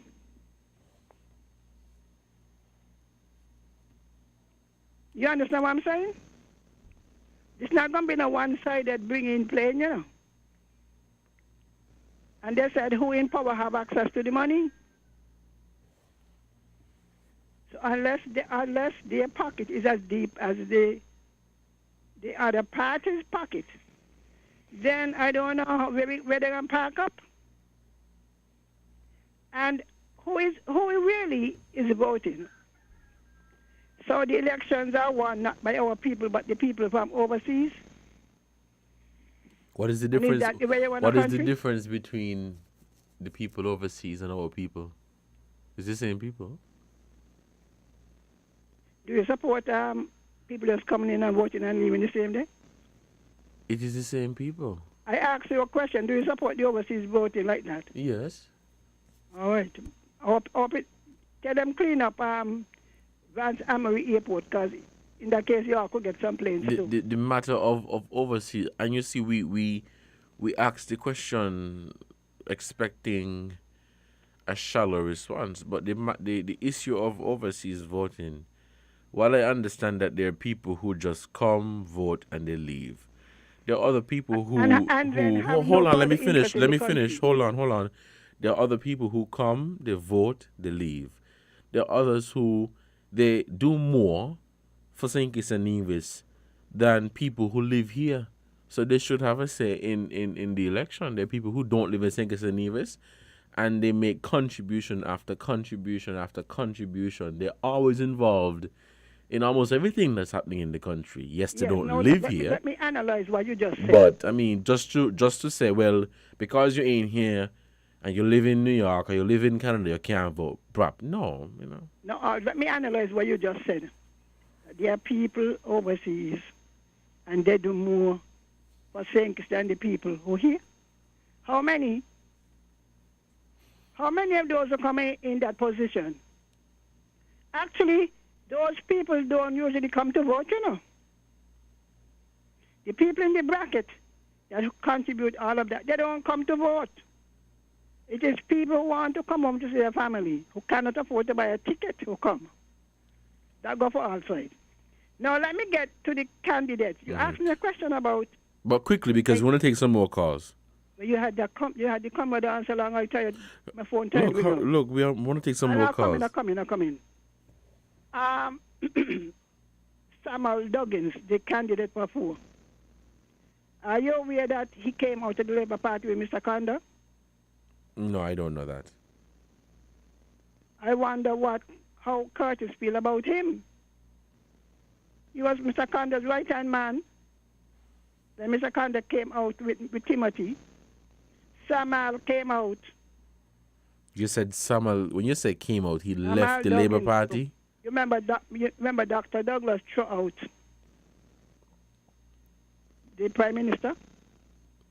Mm-hmm. And Mr. Kanda resigned? Yes. And came out? Yes.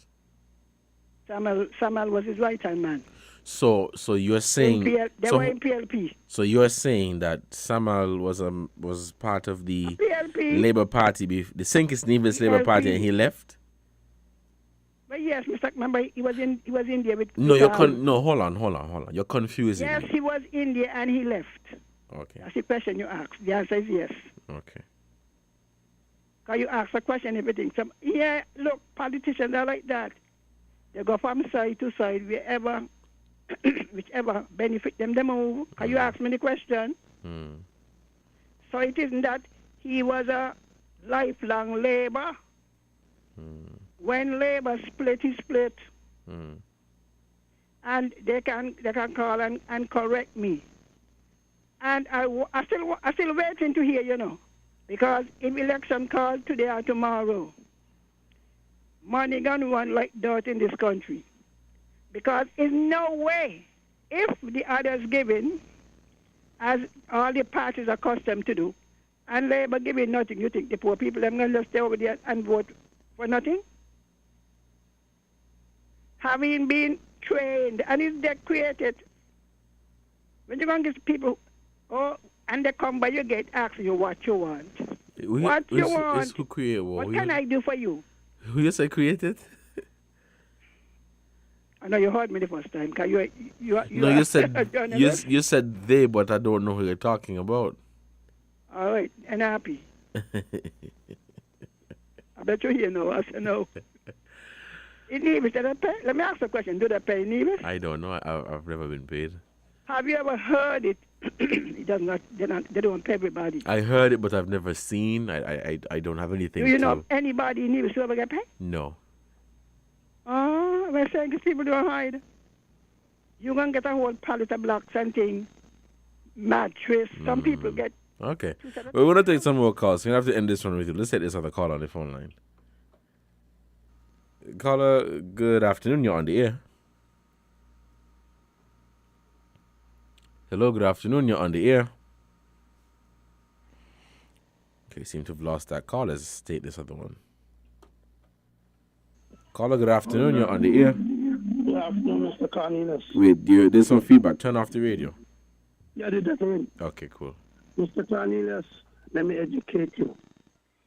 Ask Sylvie, when the People's Action Movement came up with the overseas voters, did she agree with it?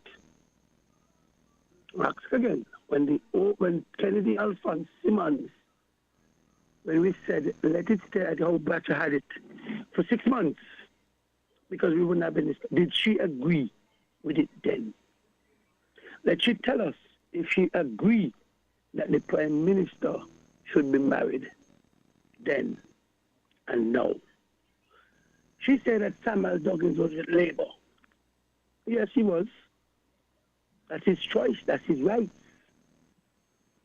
But let she tell you, if Timothy wasn't with Labour, the most aggressive man towards Pam, but he become she leader. You understand what I'm saying? You see, when some people come in on the radio and talking, they must talk the truth and the facts.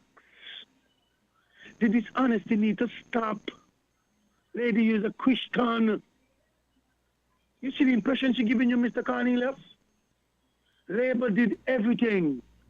Up to now, she had not spoken about Sean Richards. What Sean do to this country. Because that's not important. She's not speaking about the money, what Timothy got, knowing to Sean Richards. But she's focusing on Samuel and everybody else. What that got to do with the country and young people's future? You tell me, Mr. Cornelius. She asking you stupidness about if NRP pay people. Well, if Labour was paying people to vote last election, Mr. Cornelius, was not it wrong then? Hello? Mm-hmm. Yeah, I'm listening to you. Yeah. Mm-hmm. I'm saying if Labour was paying people, let's agree, then didn't we went into an election and campaign and when Lincoln Brett to say Douglas was wrong to be paying people, Douglas was wrong to be doing this and that.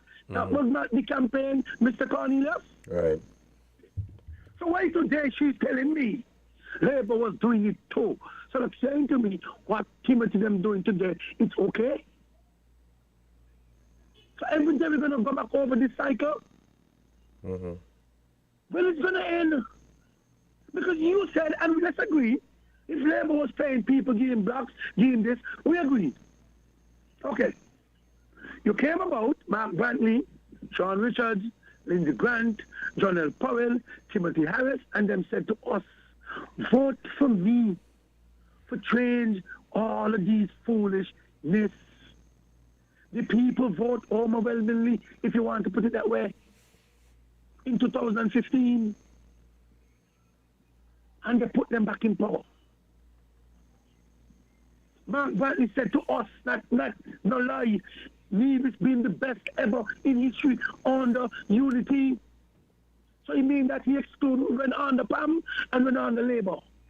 No, Mark Brantley is crying more than anything else in history. But Sylvain don't want to address that about the party and the unity construct and what's going on with Nevis and the money and the whole 9 yards. Because her duty is to just discuss Labour.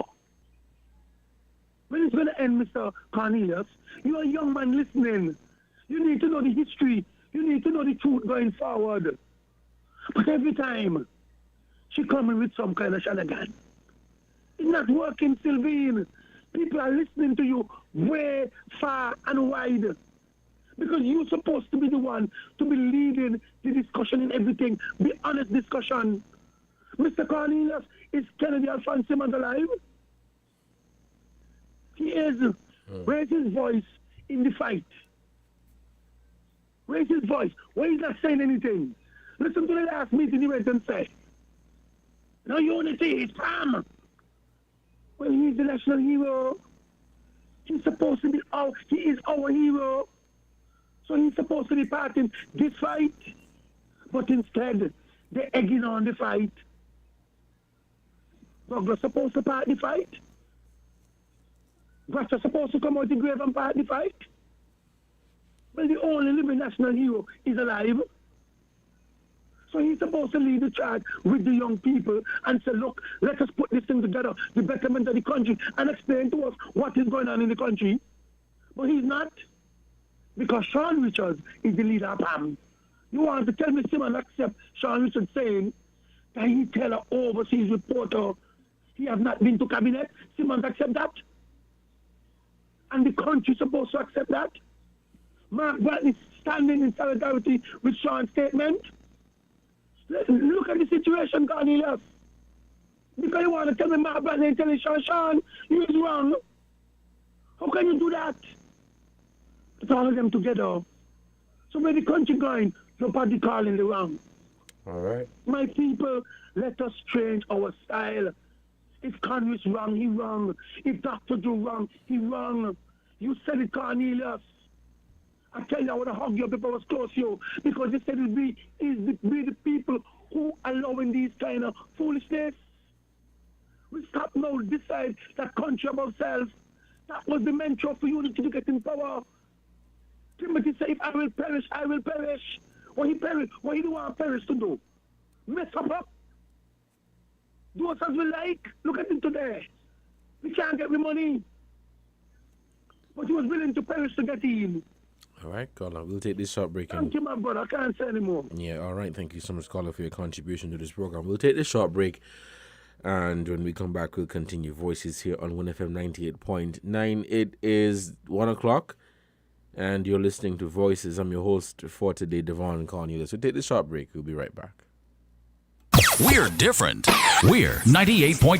98.9. Win FM. Bust a move. Door-busting savings happening now. Horsford's Automotive is busting loose. Huge door-busting discounts on all 2020 Nissan Urban 16-seater buses. Bust loose with as much as $25,000 off on all 2020 Nissan Urban 16-seaters. Yes, up to $25,000 off on all 2020 Nissan Urban 16-seater buses. But that's not all. Down payment busted. Absolutely no down payment. Payment on bill of sale. Busted. No payment on bill of sale. Payment on servicing for 12 months. Busted. Free servicing for 1 year. Buy groceries on gas for up to 3 months. Your choice. Busted. Your choice of absolutely free groceries or gas for 3 months.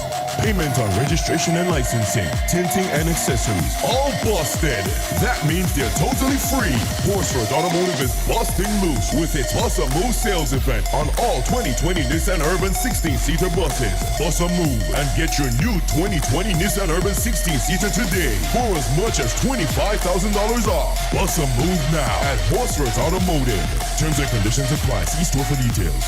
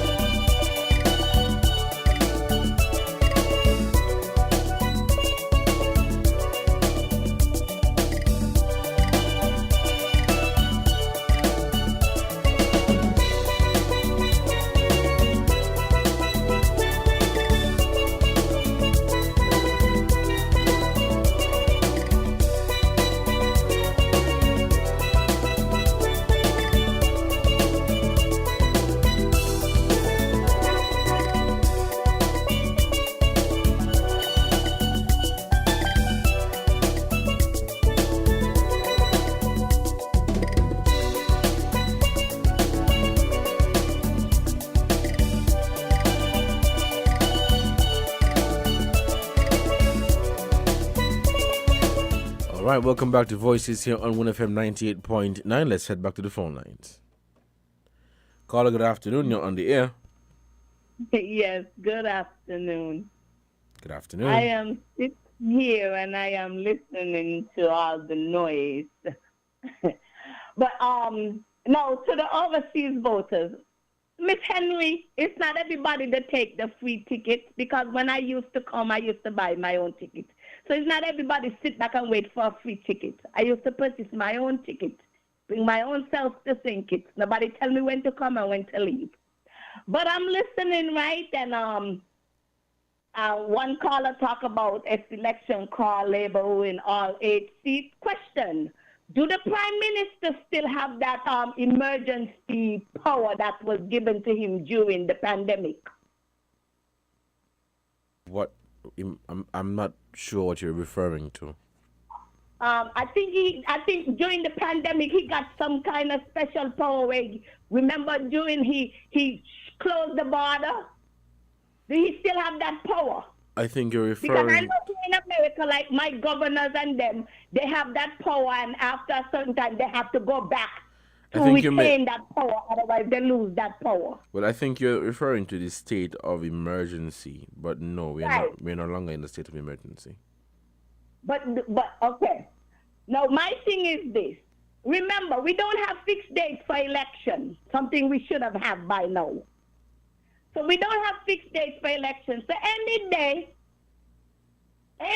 the Prime Minister could decide, well, I'm going to ring the bell. I'm going to take it out my back pocket or my front pocket, and I'm going to ring the bell. But here is the kicker, right? COVID is still in the air. Hello? Somebody could say, well, COVID is on the rise again. Stop, border closed. So you see what I'm getting at? I'm following you. That power, when we give man power, that power, he can use that power. And everybody, that power will affect everybody, tooth, moon, and bagay, but some will be more affected by it. That power. That is why we need fixed dates for election. You see my point? So to me, the lot of back and forth and all the hullabaloo, because the thing about it, none of them hands are clean. None. Hands are clean. And you know, like I listened to a preacher, I listened to a Christian station, and the man says something which is so right. We put immoral people in governance and expect them to be moral.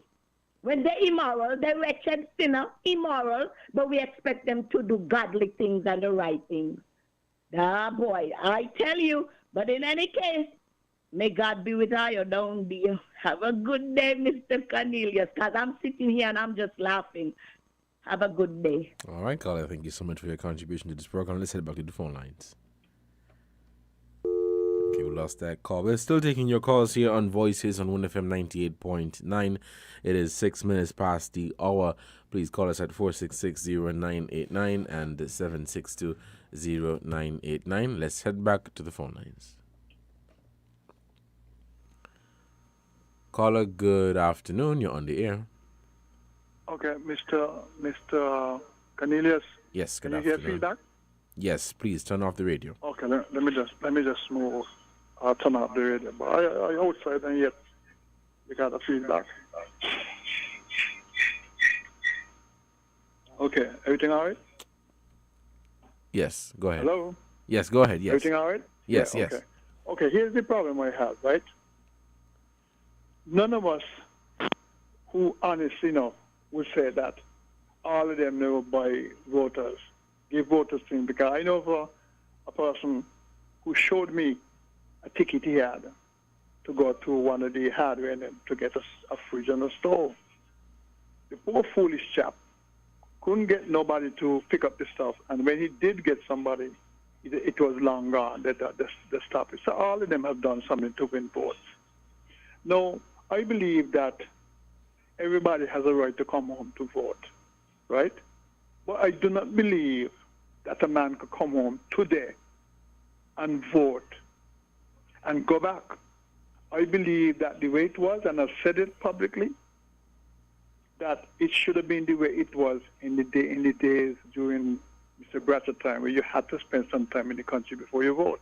You can't just come home today. Some of these people, like a caller said, that they come home to visit the family and they're given a ticket and they may come home and vote as well as they may not vote and then go back. It can't be right. I don't believe that you should stop a man totally and completely from coming home to vote. The pandemic,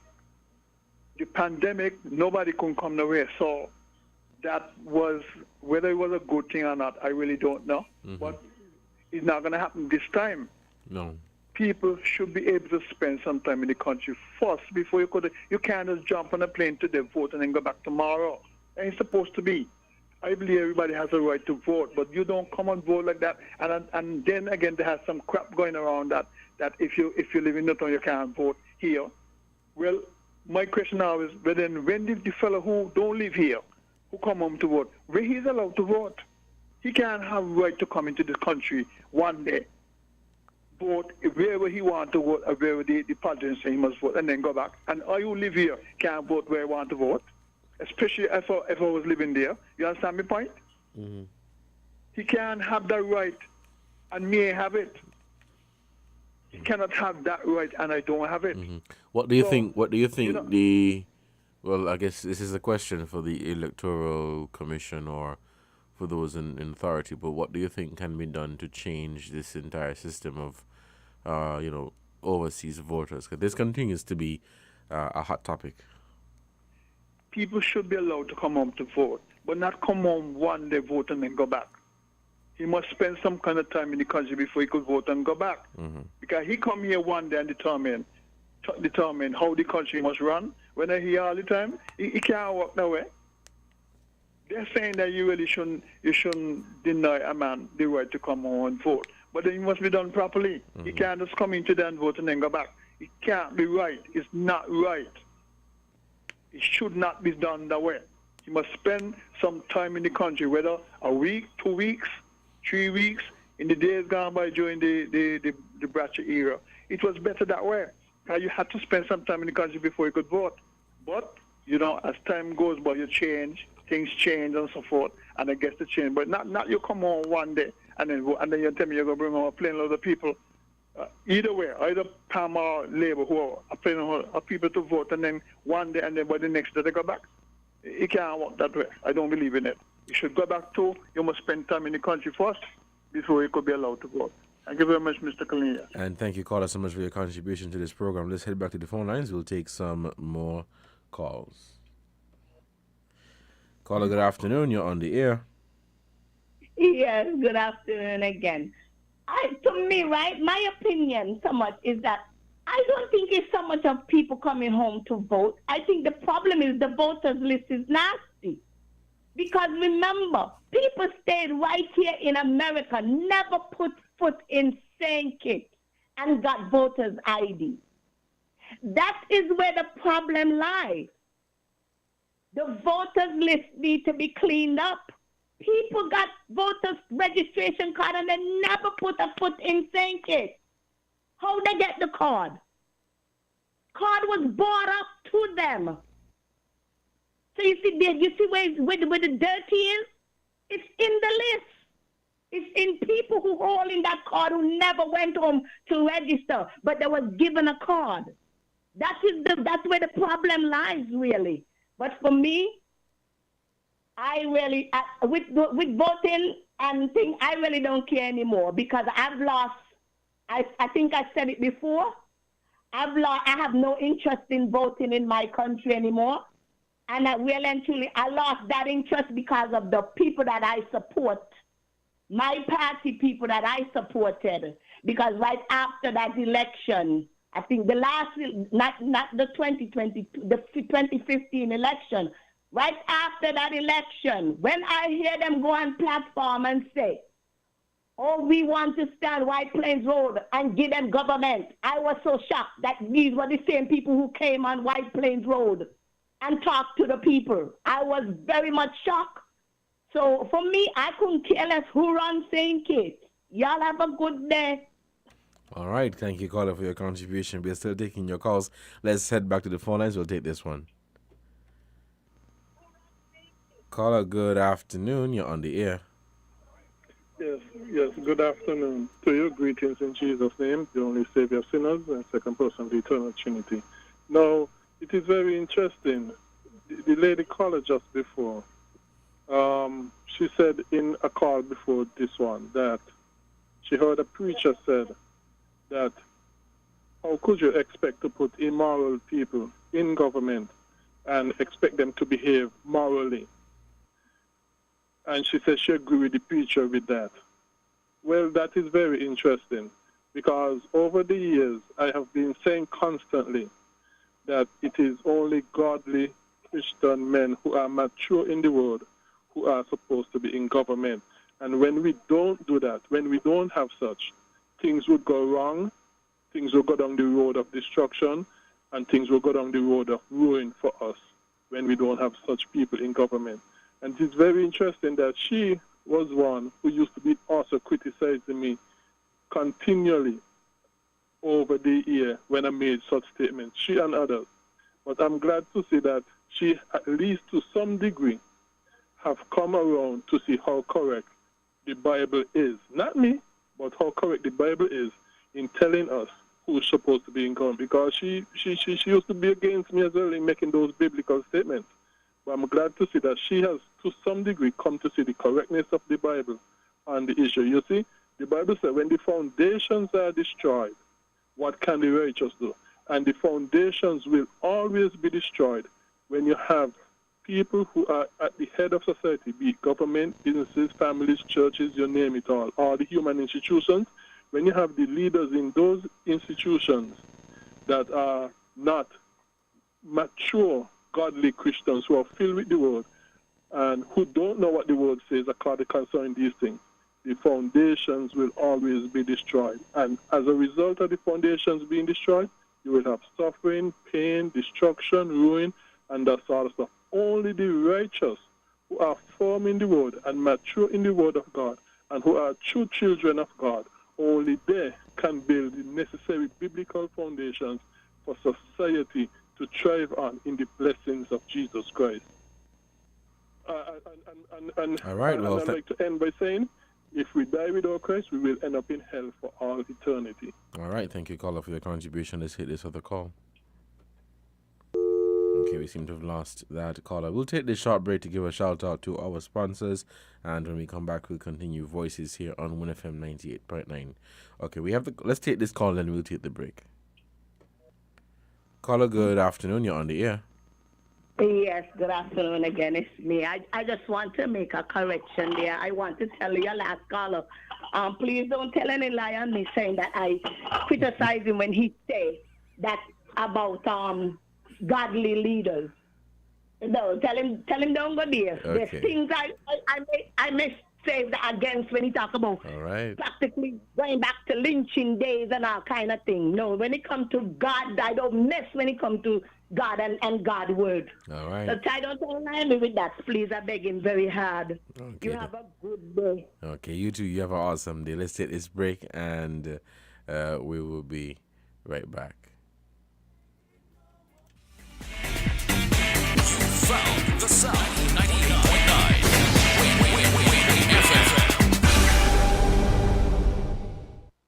Hola everybody, it's your boy SA. Here's your Value Mart IGA Value Club Blue Tag Special running March 24 to April 6.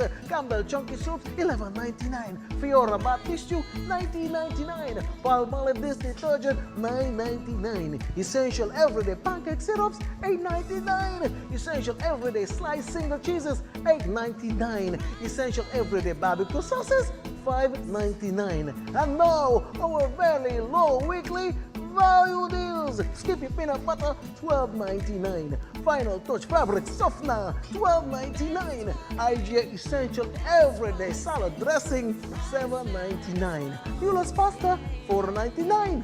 Post Honey Bunches of Oats Family Size $17.99. IGA or Essential Everyday Frozen Vegetables $6.99. Shop smart, shop Value Mart.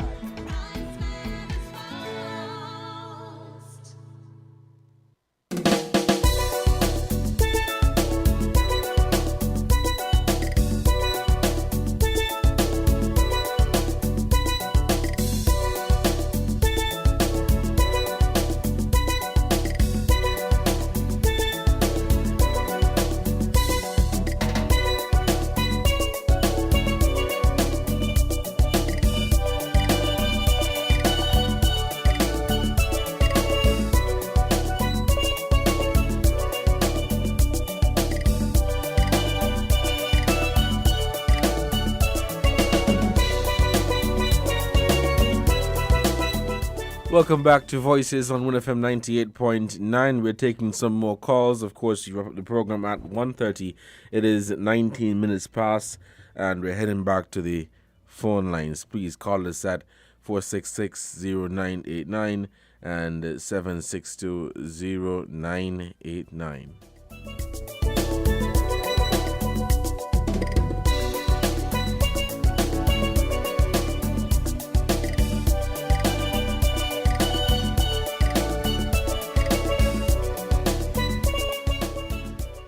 Let's take this call. Caller, good afternoon. You're on the air. Good afternoon, Devon. Good afternoon. Good afternoon. How are you? Yeah, Devon, I'm here listening. And it's so sad to hear some of them now. Some people calling out these things. Now, I remember coming up to the 1995 election.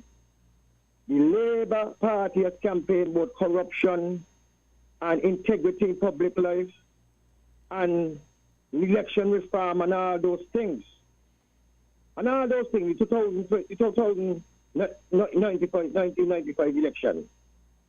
And Labour Party get in there, and not one of them things with the campaigns that they do. Instead of that, they strengthen it and make it better. That they could be more easier. They get all 8 seats. In one election, all 8 seats. And all things, these things with the campaign say.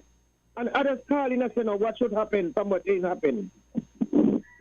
Brother Devon, let me tell you something, right? As far as I'm concerned, 60 years in the Federation of St. Nevis, I've been out.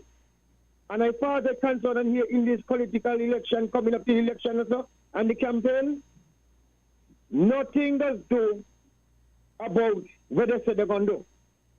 Especially come about integrity in public life and constitutional reform and all these things. You understand? But people now who support the party from different political sides, is a problem to them when the next party get in to government. But I do not think that who will come different, whether Labour or whosoever will come different, will make things better and how the situation be now. I do not think so. People say, oh, young people this, young people that. Is the same philosophy, the same thinking? Who behind them? Is the same Star Wars politician them who behind them? Who don't serve in government for over the years? Behind them. Look at Sean. Dr. Simmons served for 15 years in government and was in politics all the time. That is something easy, can't the guy cook there. Sean could have worked out with Dr. Simmons as a farmer, prime minister of this country. Sit down and talk to Dr. Simmons, sit down and talk to him. But you see, everybody got a different political way of thinking when they get in there. But you see, what has happened is the voters, we the voters, them just cause these things to happen. Because when these things happen, we let them. We see nothing different happening and we still elect them. You understand? No political party going in there when they let them get in.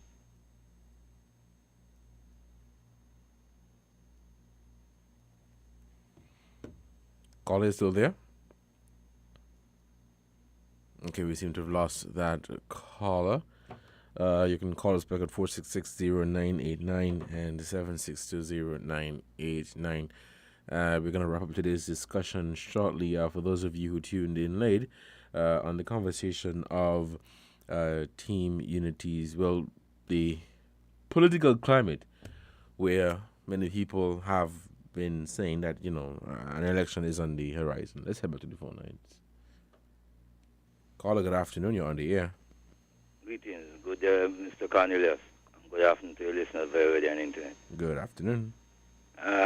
Just prior to what your program is indicating towards the discussion of today, I realize enough people, the last caller make some emphasis, but I want to really make a clarification.